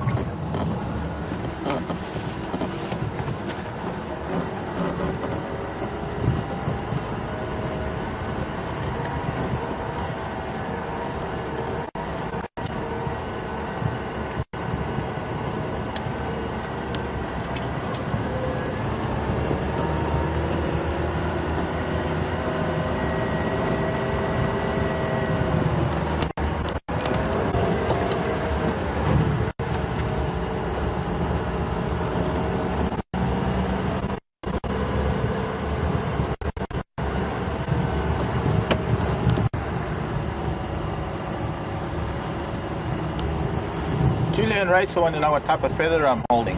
I think it could be something like a few. It's bound together in leather. It's not. I'm using it for the right purpose. I'm using it for the flies. It's supposed to be for smoke, for like sage smoke, for cleansing ceremonies and things. Comes from North America, so I'm guessing this is wild turkey. This I know is a rooster. It's like a bantam chicken rooster feather. And there was another feather that seems to have broken. That might have been a pheasant or something. And then these fluffy white feathers are from some young fowl, young bird, as they kind of down feathers. It comes from Ohio, if I'm not mistaken. Oh, I think the other one comes from Ohio. I don't remember where this one came from. Suddenly confused. I have a bigger one, but I won't bring that out. In fact, it's at home in the timber box.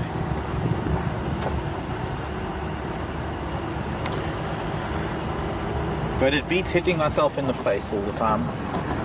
I just have a few flies on me today.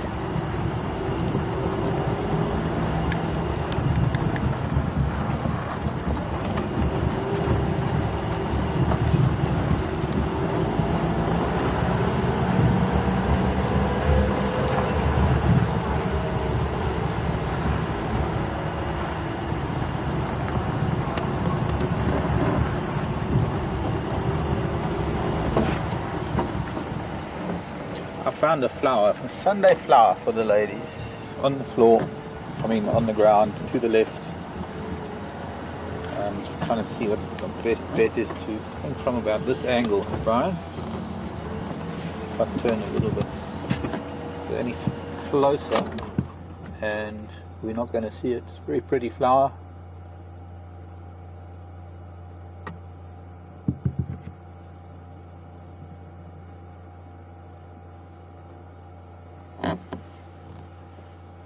That's the flower of the bushman's candle, or baboon's tail plant. It's a plant that is quite interesting. It's known as xerophyta. It has a bark almost, the old leaf bases that form like a bark around it that are fire retardant, fire repellent, or they're fireproof to some degree.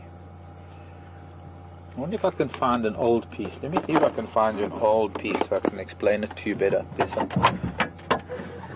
plants just here on my right.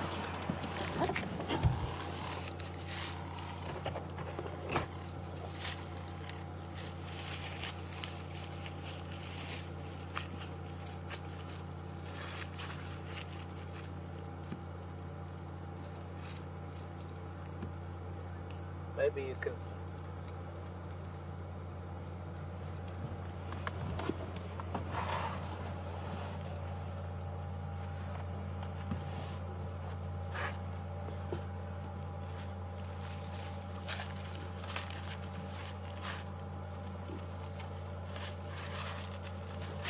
So can you on this one? Yeah.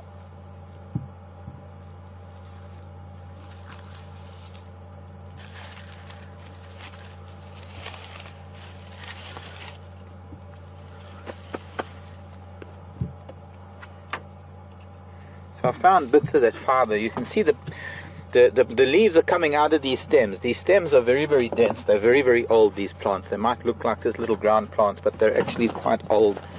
And every year new leaves come out from these very fibrous bases.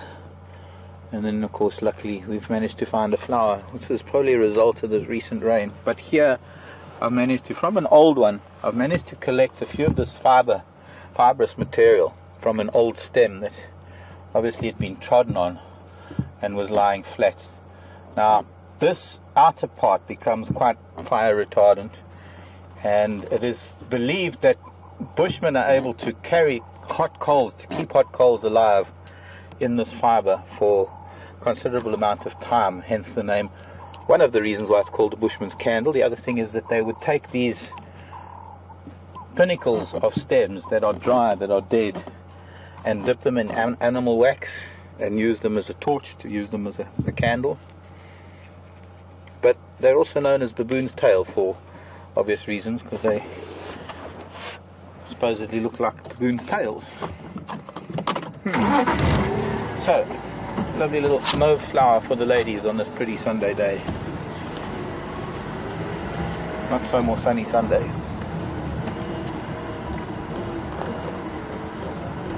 But it will be. This cloud will move over and we'll get a lovely sunset, I'm sure. I hope. Just trying to think, there was a question from Paul that I think I nearly missed, asking about cheetah. Cheetah wanting to know if cheetah occur here. Yes, they do, Paul. They are endangered, they are rather threatened in terms of their numbers. But as you can see, this habitat that we're driving through now, which is pretty uniform to some degree throughout Djuma, we have a few open areas where we have seen cheetah in the past, but it is predominantly like this. And with this kind of habitat, you might find cheetah moving through an area from one place to another, but they wouldn't stay here. They can't hunt in this dense vegetation. I'm just looking, there is a lot of this bushman's candle or baboon's tail around us, and a lot of them are flowering, so we might even find a nice patch. I'm seeing little pockets of flower here and there. Might even find a patch with a few more flowers on it. But they're quite far off in the road.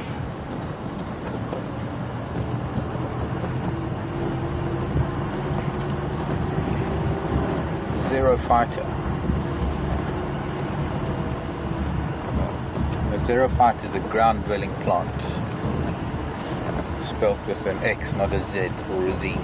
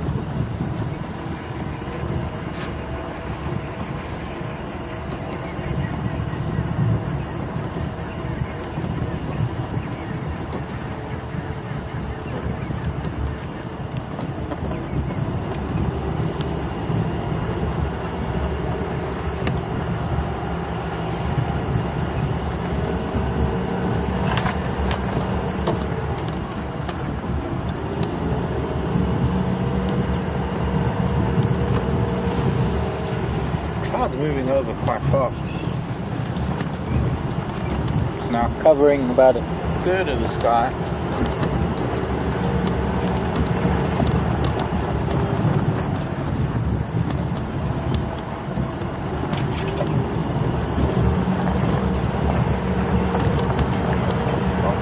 Yes? Oh, sorry. I forget when I get out. I sometimes forget to plug my earpiece in. Apologies for that. Don't hear questions otherwise. I can smell more elephant.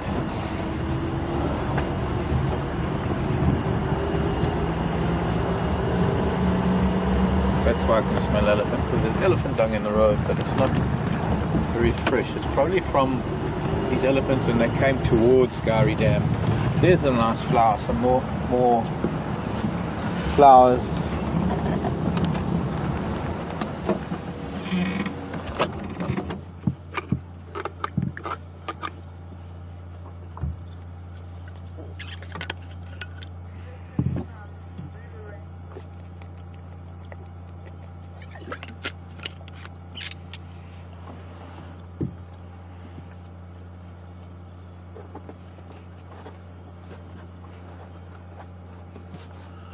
Ray wants to know if these are flowering all year round or if they're only seasonal.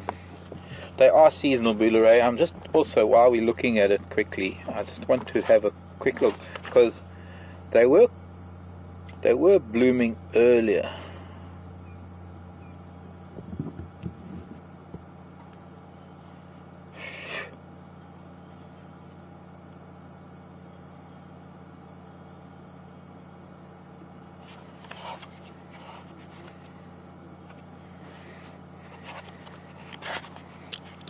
LiveSafari.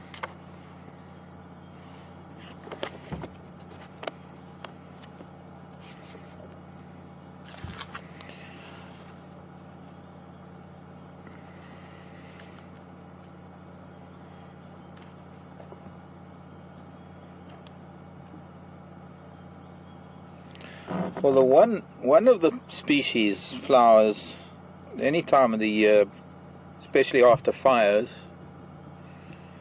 and January to April for this one. I think this is the one that this is the right one. That's why I've seen it flower at different times of the year. This particular species is retinervus,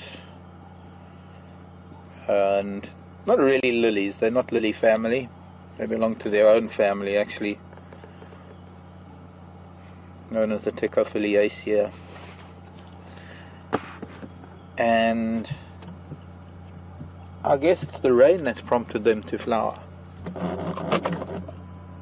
Some of them pale, some of them quite mauve and lilac. Oh.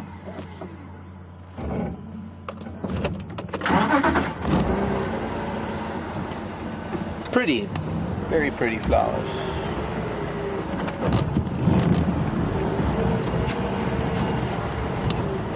I don't know how many more flowers I'll be able to find you. I was hoping there were going to be a lot more flowers after this recent rain. And that's at least one of them.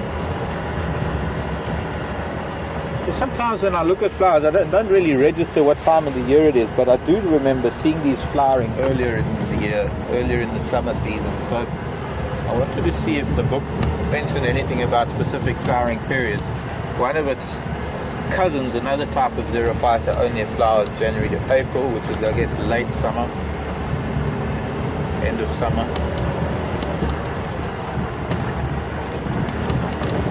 It might be worth keeping an eye out.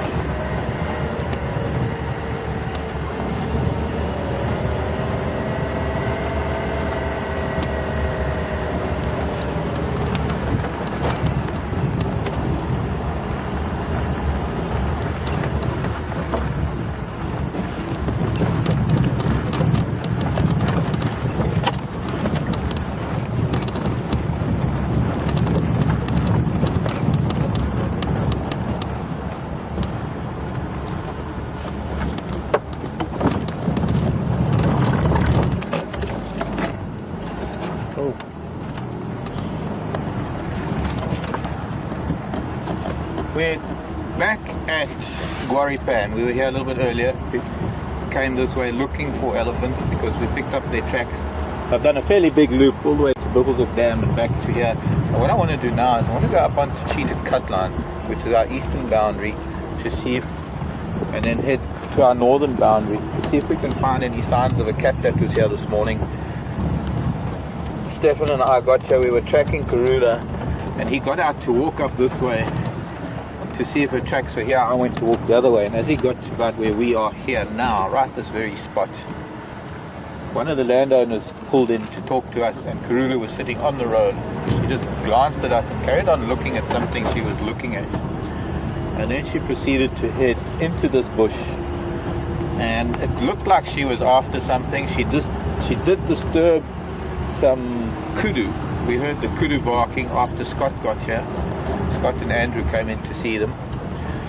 Now, that was our sunrise safari. This is our sunset safari. We are live, in case you're just joining us from wherever you may be on the planet. Welcome to Djuma Game Reserve. Welcome to our live drive. My name is Mark. Cameraman at the back is Brian. Is Abe Brian. And with our camera assistant, who's a superhero today, just in case we need some super thumb strength. Nikki is in our final control room, and she sends questions to me, or comments, answers sometimes. I need to find you all a bird that you can identify so you can send in answers, and that you can send to #SafariLive if you want to send it as a tweet, or you can send it to our email, which is questions@wildearth.tv. Now, being on this road,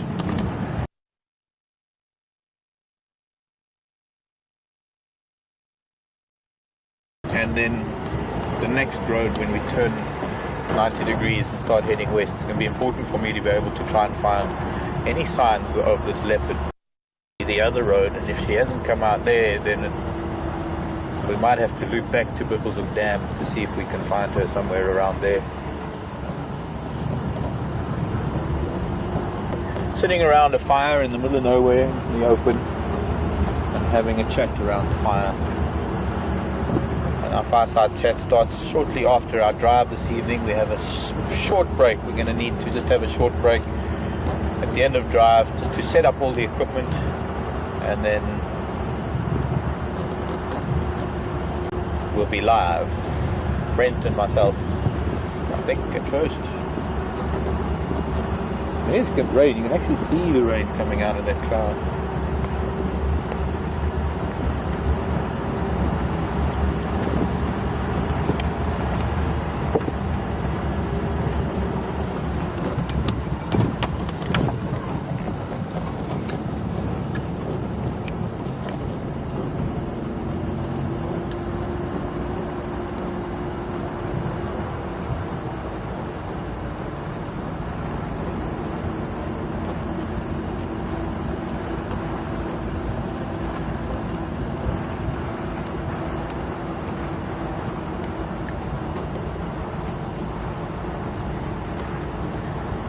Just getting back to Paul's question, Paul from Palm Springs. While they are quite rare and there are cheetah in the area, we do occasionally, and we are lucky enough to maybe get to see them from time to time. We've unfortunately only had one really good sighting of cheetah of late, and the last I heard of cheetah was 2 cheetah way to the east of us along the boundary with the Kruger National Park. It sounds like a physical boundary. It's not. It's not a boundary that deters or affects animals. It's only a boundary in human terms between the private part of the greater Kruger National Park, being the Sabi Sand Game Reserve, and then the actual public or national park part of the Kruger to the east of us. And they must have gone, or probably went into Kruger after that. But at any moment we could find cheetah tracks, we could find cheetah walking down the road. It's a matter of luck. As much as it is, there's a dove in the road. Excuse me, dove. Thank you.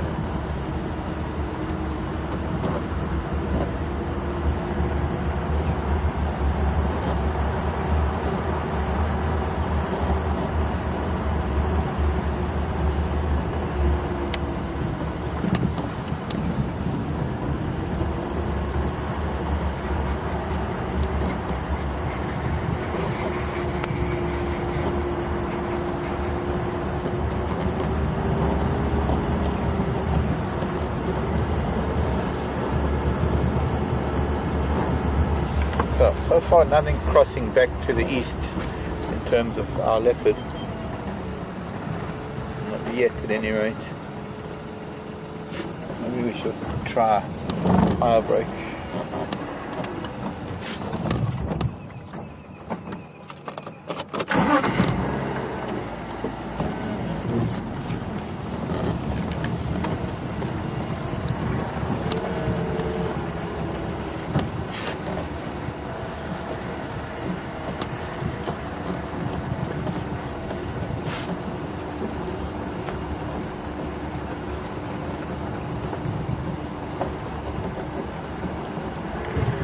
Yup, in the Netherlands is asking about lion and lion cubs.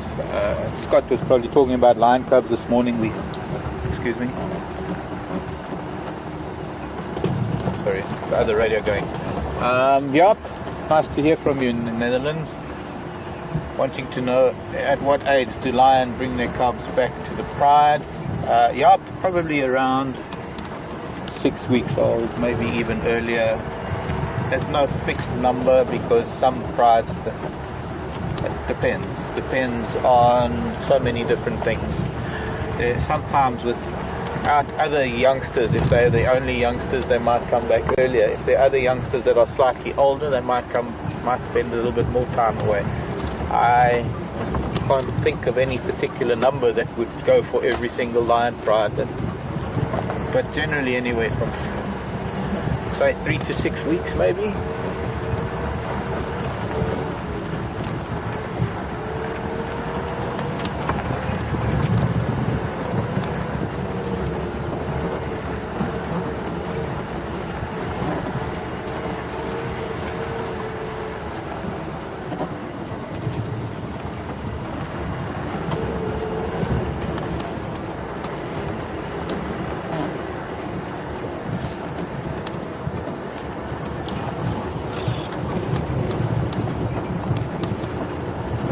Of this terrain, very difficult to actually find tracks.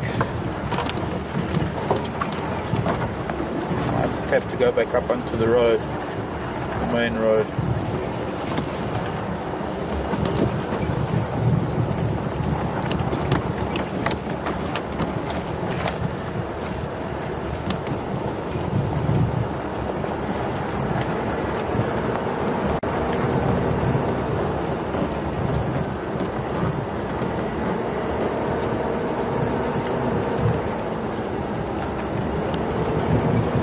Regina wants to know why Shangaan names are used on the radio, Shangaan names of animals. It's just tradition, Regina. That for many, many years in the past, we didn't have earpieces. 20, 30 years ago, we just had these blaring radios that everybody.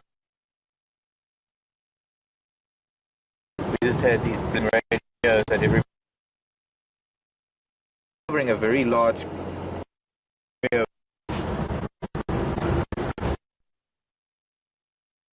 This is the way these francolins are moving. Crested francolin.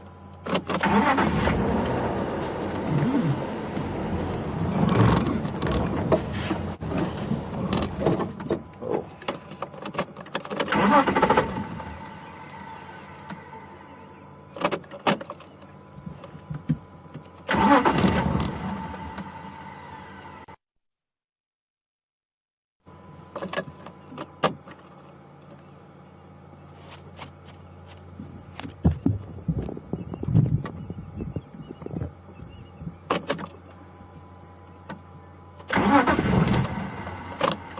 Seems to be something preventing the car from starting at the moment, so we're just going to sit for a minute. I'm going to let it stand for a sec.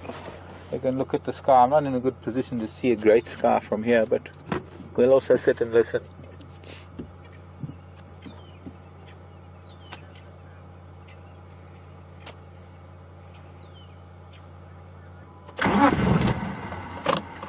Seems to be something preventing the car from starting at the moment, so we're just going to sit for a minute.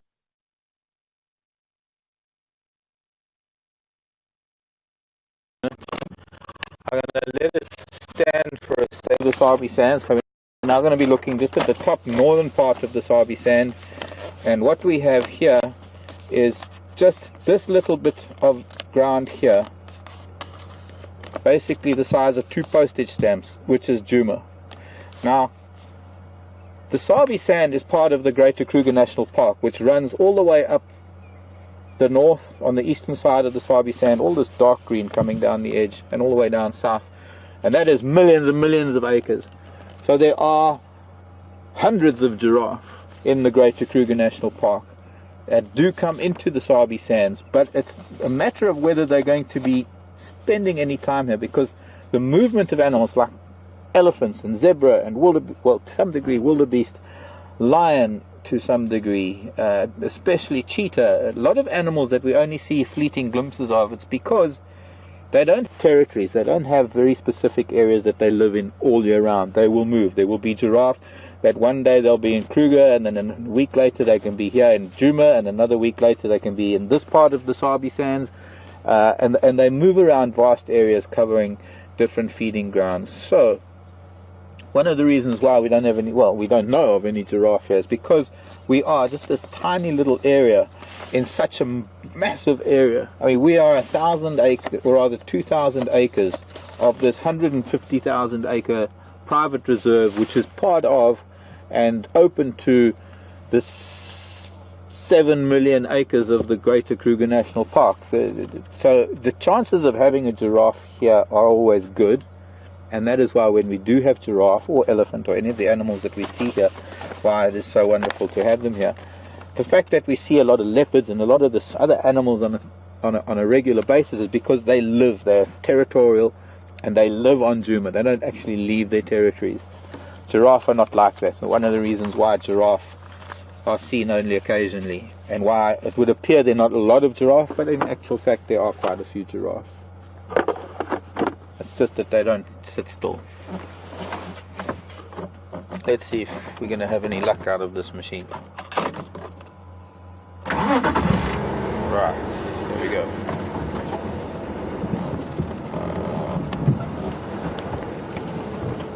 Just a hiccup.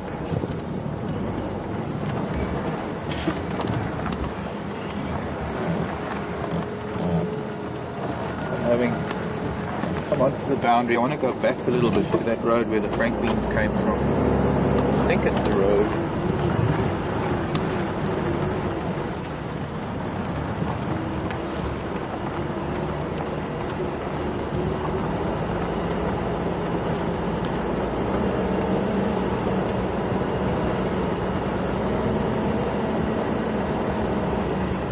I'm not seeing anything here though. It is a little track, but there's no more alarming.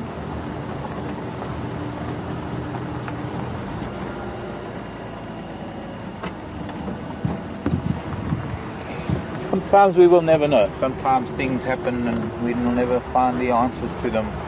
When things are alarming, giving off alarm calls or in town.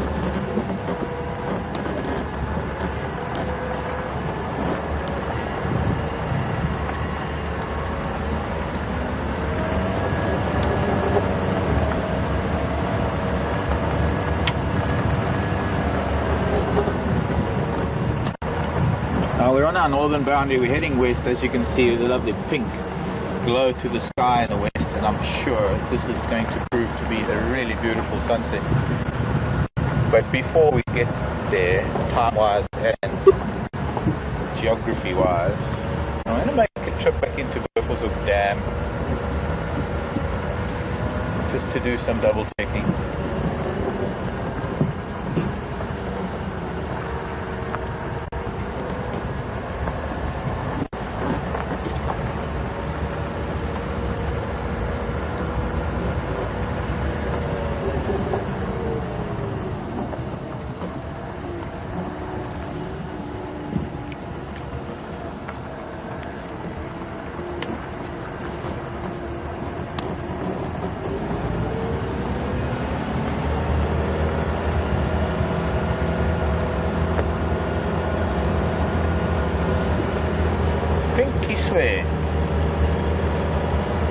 In Michigan wants to know why the cubs are moved away when they're born. We were talking about the iron cubs. Not that they moved away, Pinky swear. The lioness tends to go off and have a cub separately because they're born, they don't have eyesight. Their pride needs to move around a lot. They get into difficult situations with hunting. It's no good. It's not a really good environment for little ones to be around until their eyes are open and until they have a very strong bond with their own mother before they get introduced to the rest of the pride. It can get very boisterous in the rest of the pride, so they're kept apart for the first few weeks of their life until they can see better and until they can move around better and until they're familiar with their surroundings.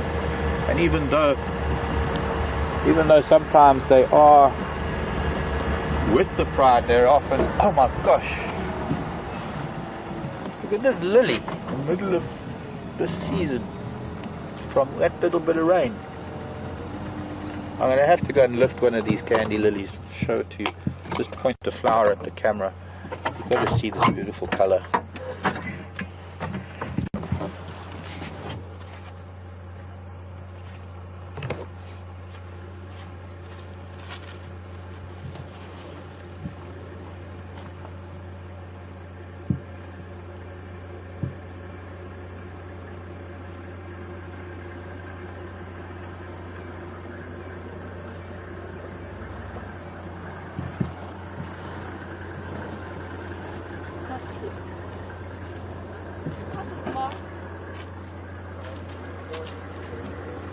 Absolutely beautiful color.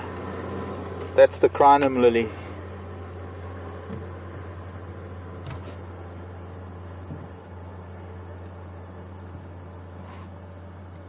Special gift.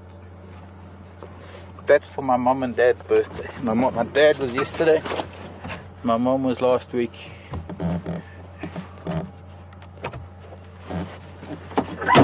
And for anybody else whose birthdays it's been. And for all the ladies. And just in case, let's just I can't believe it. Normally in the middle of summer, after a lot of rain, we'll get these crinums flowering like this. And right now, that's absolutely divine, beautiful.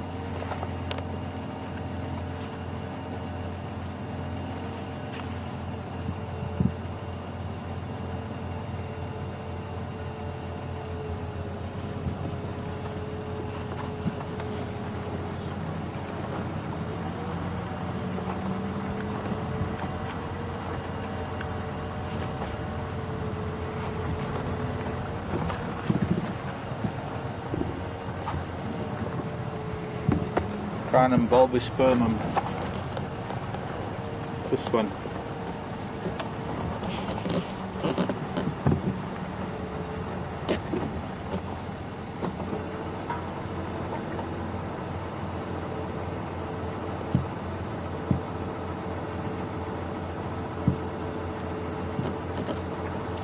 And crinum, it comes from the Greek word for a lily.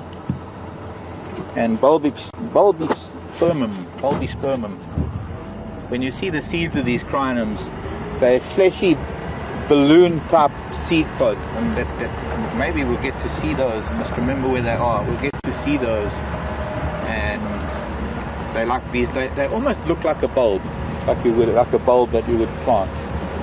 Big round bulbs with a really strange type of seed, because the seed itself is like a bulb. Oh, the sun is setting. I wish we could get to see that. Maybe we can on this road into Buffelshoek Dam. Color of a note in the sky.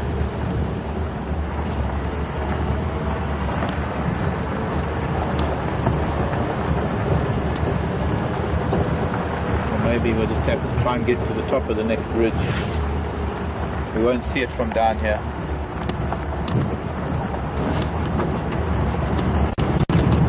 Roller coaster. Whee!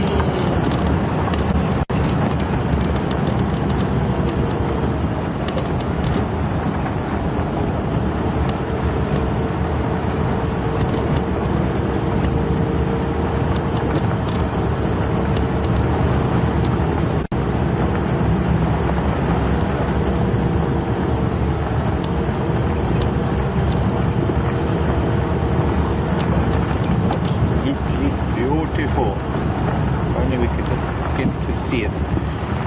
This is an east-west road, and the sun, having moved back into the northern hemisphere, has crossed the Rubicon. It is now west, rather north of our westernmost point. But there we get to see a little bit of that fire. That's why we call it Sunset Drive.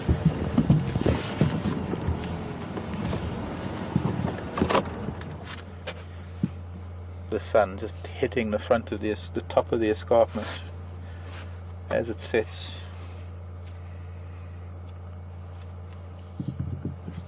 This last weekend of April, can you believe it?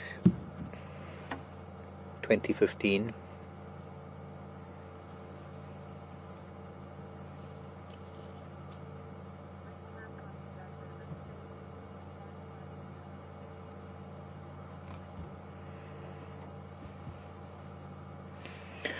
And now I'm pretty sure from the fire of the sunset, I'm sure there's also another little fire starting to brew, and that is around the fireplace where I'm going to be heading shortly. We're going to be going into a fireside chat from this fiery sunset. We'll drive around a little bit more and then end up around a fire. Thank you, Brian. Beautiful.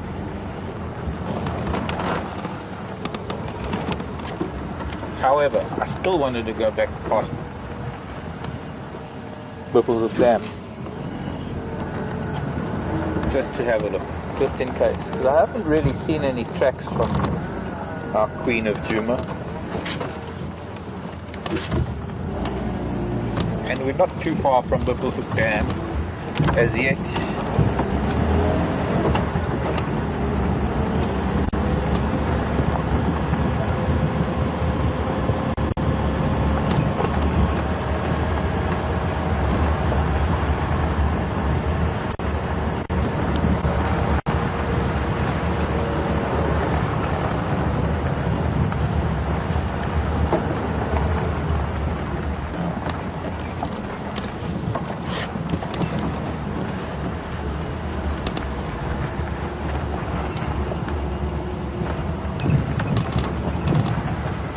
Marge in California is asking if lions sleep in trees. Yes, they do, Marge, in some places.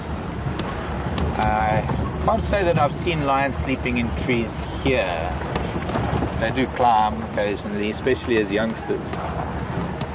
The only place that I've really seen, and even then, it's not all lion. Remember, this is now, once again, a behavioral trait, that something that some cats will pick up and others won't. So it's not something that, if I answer yes, that doesn't mean that all lions sleep in trees, because unfortunately the depends clause comes into it, and it depends on the lion, and it depends on the area, and well, mostly it depends on the lions themselves.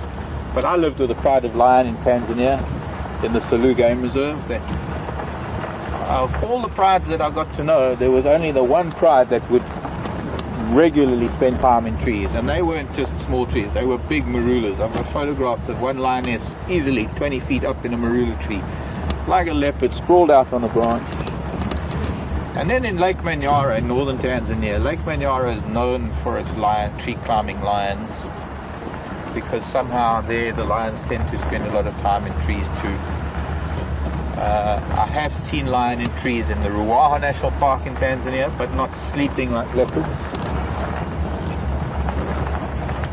I've also seen lions falling out of trees, because they're not the greatest of climbers. But I don't think any of our local cats have taken to sleeping in trees yet. You often find in places where they do sleep in trees, you'll find that there is a high number of biting flies lower to the ground, especially the tsetse flies, and they tend to try and get out of the way of tsetse flies. So just a quick stop. I want to stop mostly because it's that time of the evening when we have some of the most amazing sounds in the bushveld. You heard how quiet it was earlier on our drive when it was still hot. There were barely any bird calls. I just want to be quiet so we can listen to some of the closing sounds of the day.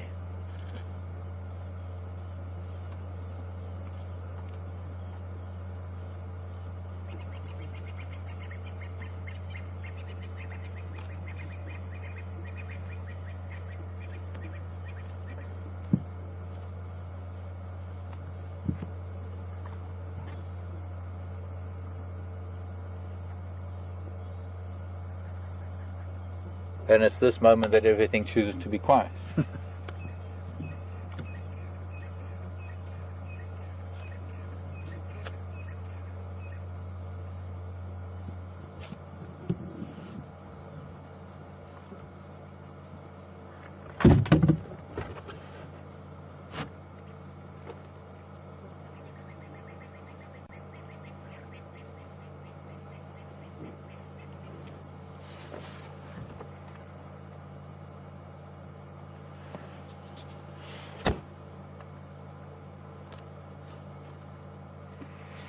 Okay, let's move along.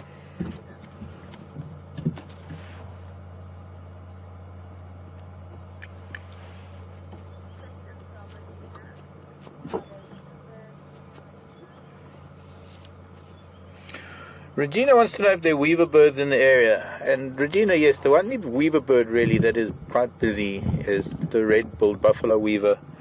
And there's a bunch of red-billed buffalo weaver nests across the dam in the Torchwood. But all the other weavers are only mostly busy around the summer months. So we might see some of the weavers, but they won't be nesting now. It is so pretty. Such a beautiful still evening, and the sky is just getting better and better, so we should be turning around and heading into the sunset.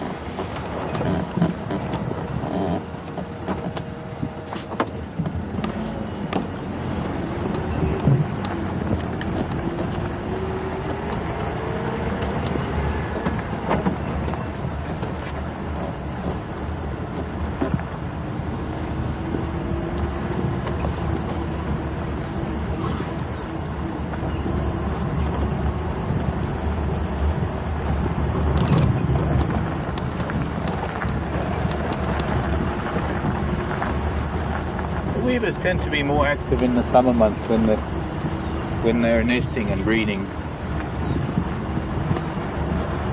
Those that weave the baskets.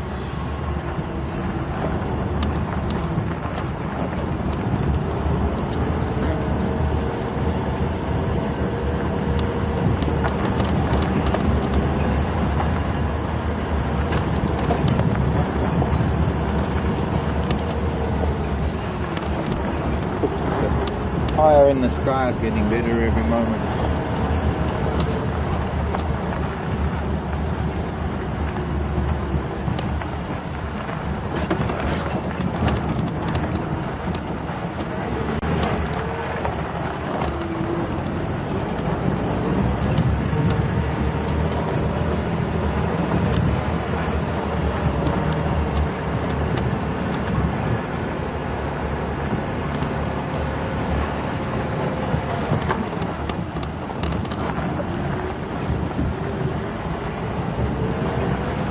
No sign of Karuna though, unfortunately, not yet. We can always follow up tomorrow morning.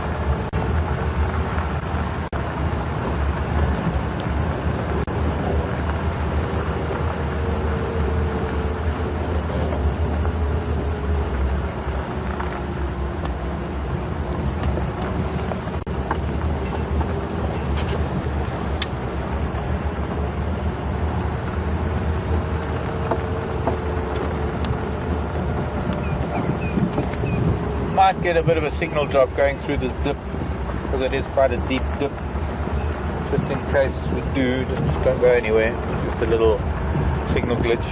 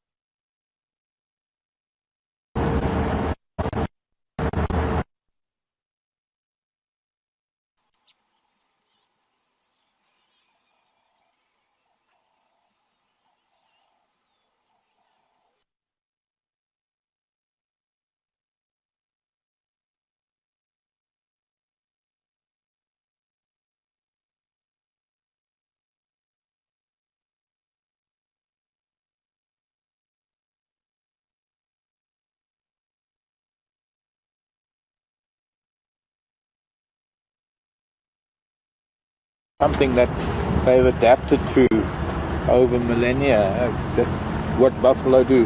But just to clear something up, Vivian, these are African buffalo. We don't really call these water buffalo. Water buffalo are the Asian buffalo up, going into India and Asia. I know it would seem that these are water buffalo because lately, especially with the drier conditions, the hot dry conditions that we have, we're mostly only seeing buffalo lying in the water, so I can understand why they would be called water buffalo. But we don't consider African buffalo the water buffalo. For us it's either Cape buffalo or the African buffalo.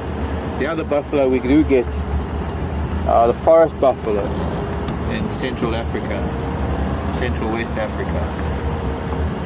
Much smaller species of buffalo. Much like the Asian elephant, the Asian buffalo have been domesticated, and much like the African counterparts, the African buffalo have not been domesticated, although they have become big business. You see, all the buffalo here in the Kruger National Park carry certain diseases. They're not always affected by those diseases, but they certainly carry them, and those diseases can be a threat to not only other animals, but especially domestic stock with these buffalo to get out. So these are diseases that came in with cattle hundreds of years ago when man first brought cattle this way. And so there's a very big trend or very big effort now to breed disease-free buffalo. But they're very limited in what areas they can go to. You can't put disease-free buffalo back into Kruger. They just come into contact with diseased buffalo. Tuberculosis, bovine tuberculosis is one of them.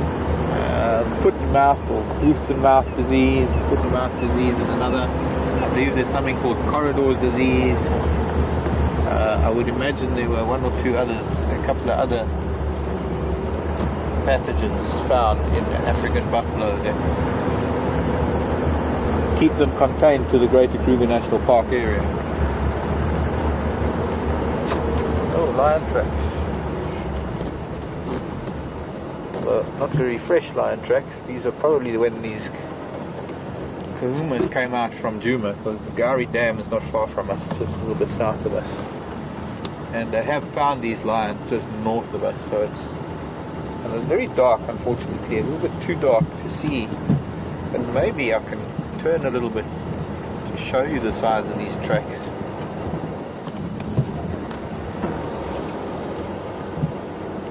And a little bit more. You see, we need the light of the late afternoon reflecting in the back of the track for us to go. Not so bad. It is quite nice. Leave it up to Brian. get it.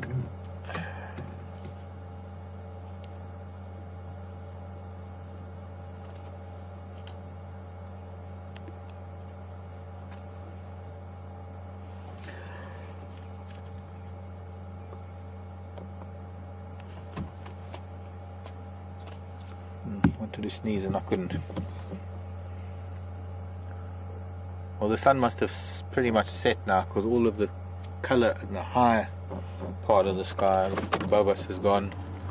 We should have, if it weren't for the cloud, we should have the first quarter moon directly above us, right next to Jupiter. In fact, today, and I hope we can see it later, maybe in Fireside Chat, I'll get the camera person to point the camera up at the sky, see if we can see.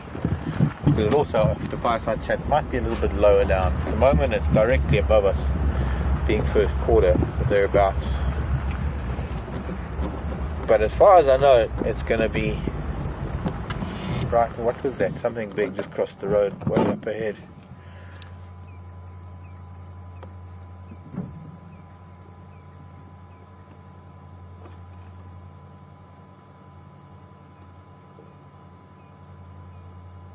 And there isn't another one. Anything I can do is try and get there. It's quite far, way up the road.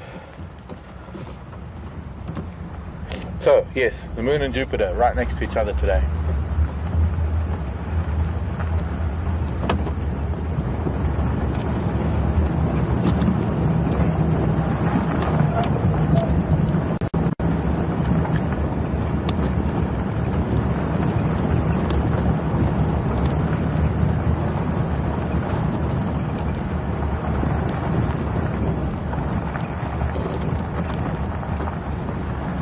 Lois is saying, looking at the clouds, there might be rain tonight. Lois is in Buffalo. I don't think so, Lois, not tonight. This is a big storm that was mostly brewing over the escarpment in the west. It has moved north. It's all moving north. If we were going to have rain tonight, it would be coming from the south, southeast. It's not impossible for the storm to swing around from the north, but it's mostly, by the looks of things, mostly rained out already.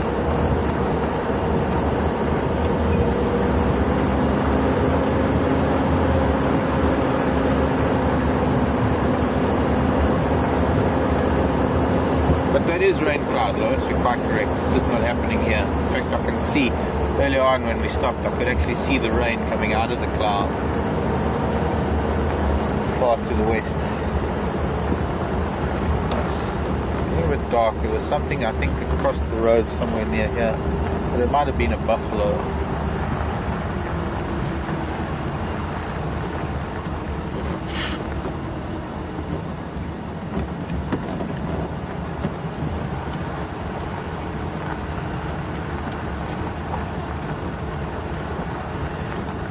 Catherine wants to know if we have brown recluse spiders. Suppose, Catherine, the equivalent thereof, yes, similar.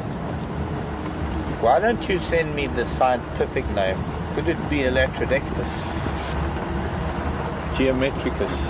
If it is Latrodectus geometricus, then it would be the same as our brown button spider, as opposed to Latrodectus mactans, which I think is our black widow, black button spider.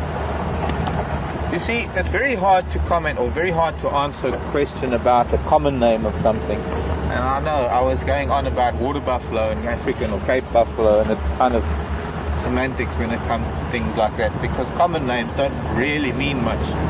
We can call something the same thing, but it might be a completely different animal or flower or plant or bird, because the common name is just that, it's a common name. But in zoological or botanical terms, everything has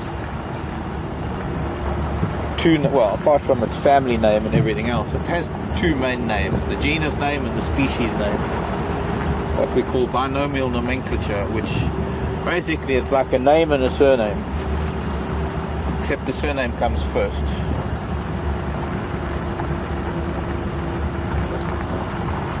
In a way, to show that they're related.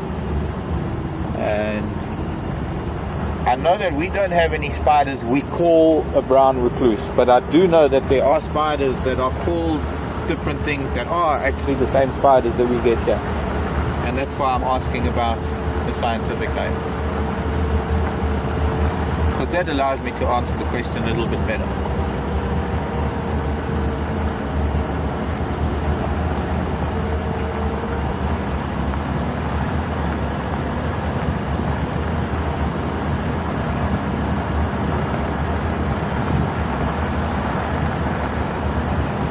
Seems there were giraffe on this road after all today.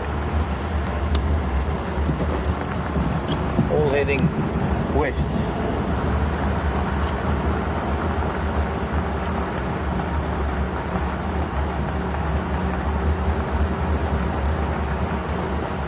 Okay, Loxosceles reclusa is the brown recluse.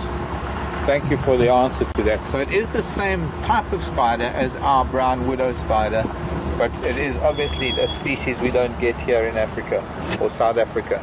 Loxosceles reclusa, I believe, is what it is, as opposed to our Loxosceles species, the two that we get.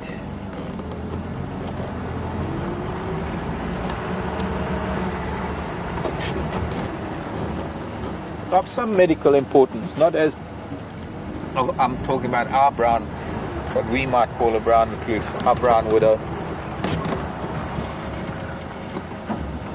Not as dangerous as the black widow, or venomous.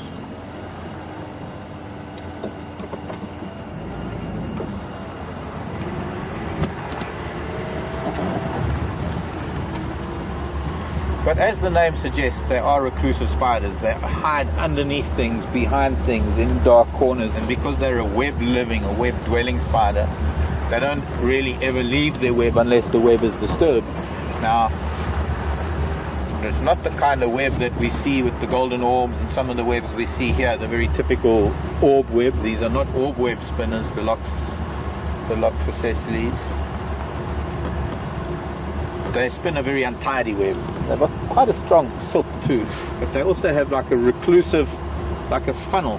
They're not funnel, well, I guess the funnel web is a different spider. We won't go there, that's Australia, Sydney.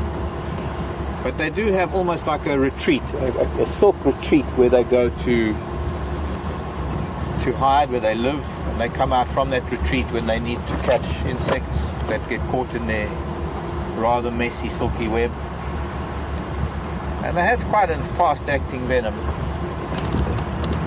And you'll often find several egg cases in their webs. And one of the easiest ways to tell the difference, if you don't see the spider, if you can tell the difference between the brown and the black here in Africa, the black widow versus the brown widow, or the black button spider versus the brown button spider. The brown button spider has got spikes all over the egg case, and for the black button spider, the egg case is very smooth. Very distinct difference between the two, and you'll often find more than one egg case, and that is because they will spin a couple of false egg cases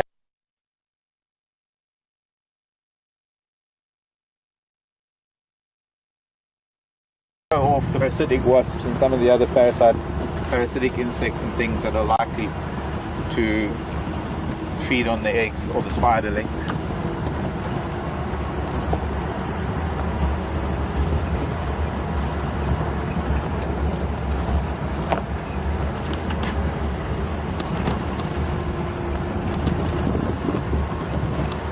Lovely time of the day right now. The daytime fading, nighttime starting to wake up and come alive.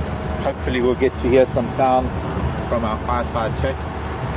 We might even get some visitors from our fireside chat, which should be happening in a few minutes.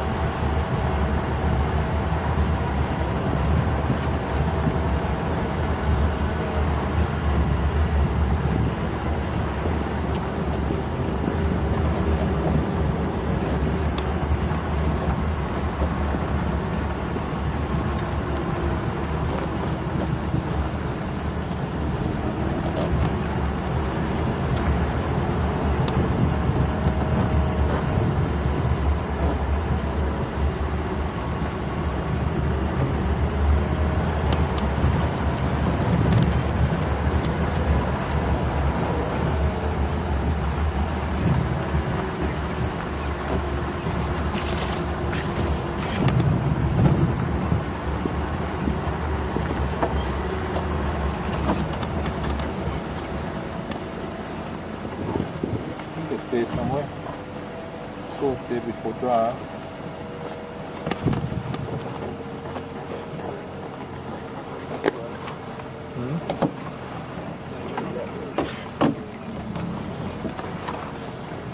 Thank you.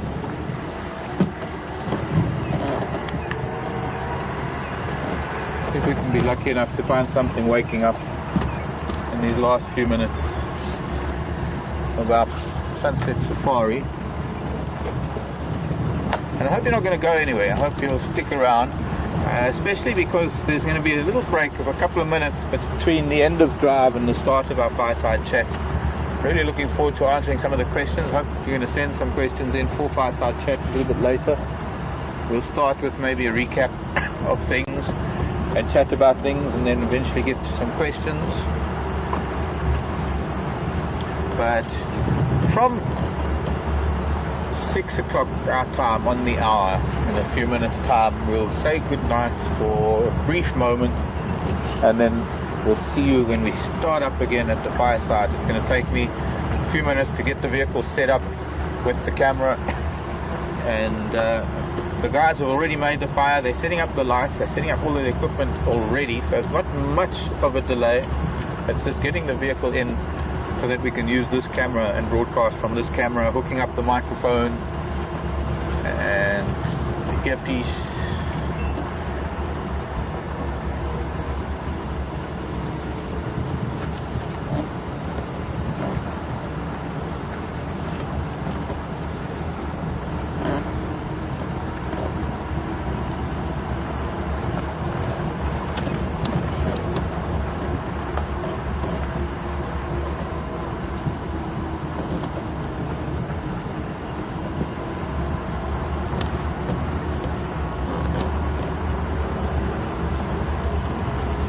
Now, looking for animals at night, you're looking for the reflection of animals' eyes. It's not easy to see animals themselves, especially some of the smaller nocturnal animals that might be out here tonight. And the key is to actually try and find the light reflecting in their eyes.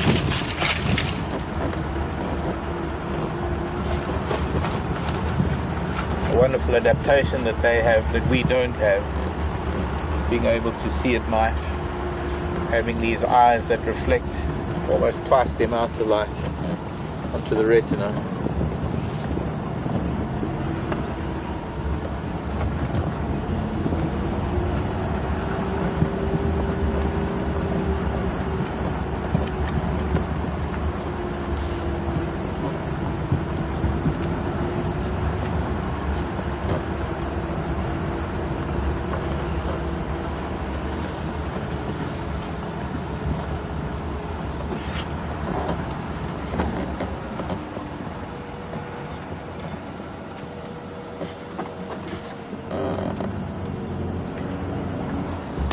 Now, before we start heading back towards quarantine and the fire, I thought with this afterglow of this really spectacular sunset that we have, there's one place that we can really view it nicely just before we head back to the fire. It's going to be here on the Sandy Patch open area.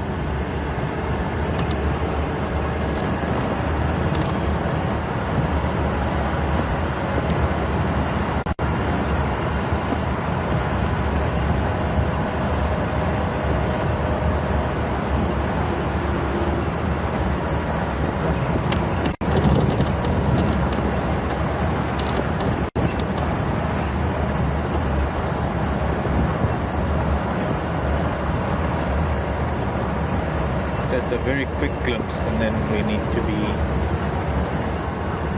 getting close by the time we close up the drive. But there is, in one go, unblocked by the view of trees in our view, there is this huge storm.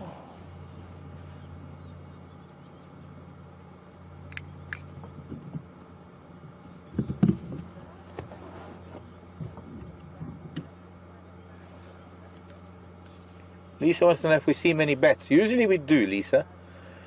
Usually we do see a lot of bats flying around this time of evening. They all start coming out. Insectivorous bats mostly. Not many fruit bats in this part of the world. I can see the moon behind the cloud, but I'm not seeing Jupiter just yet. I think that's Sirius straight up above us and Venus lower down, which means that Jupiter is just hidden by the cloud. A lot of bats fly on this time of evening. They all start coming out. Insectivorous bats mostly. Not many fruit bats in this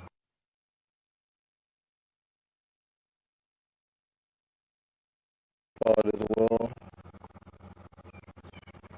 I can see the moon behind the cloud, but I'm not seeing Jupiter just yet. I think that's Sirius straight up above us and Venus lower down, which means that Jupiter is just hidden by the cloud.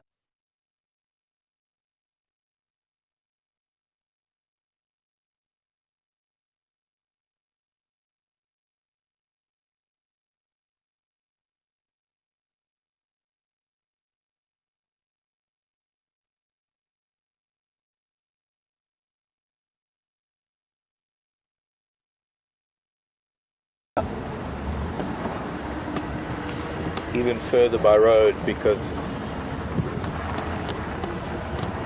no roads to go in a straight line to that villages and smallish towns outside the national park.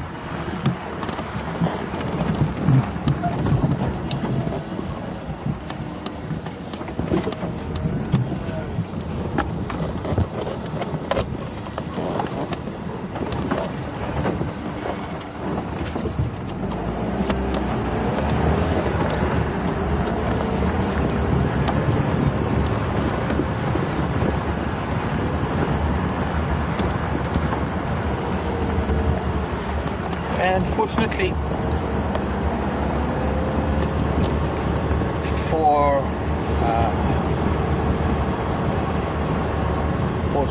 for us, nightfall sends the flies to sleep. Oh, you can see that. There's a bird perched on a branch, but if she can't shine a light on a bird. Yeah, white-crowned shrikes that are going to bed. Southern white-crowned shrikes finding a perch for the night. Because they've got so much white in their bodies, it stands out like a bird with white on its body. White is a very, very bright colour out in the bush. Not recommended to wear white. Mostly because it's a warning colour. A lot of animals use it as warning. And because it's just so easily noticeable.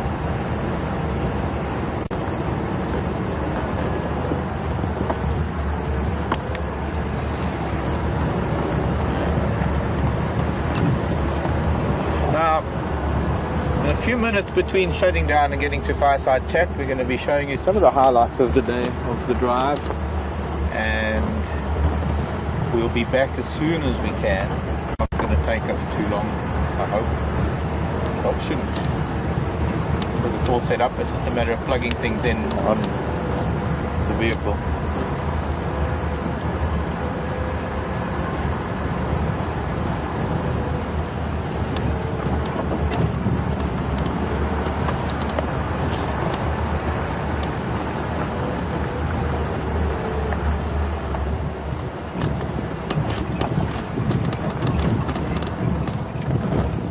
To let a vehicle go past. We are on the access road to the lodge.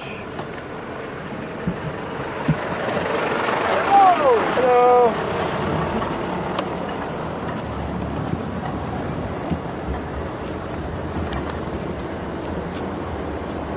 Staff coming in.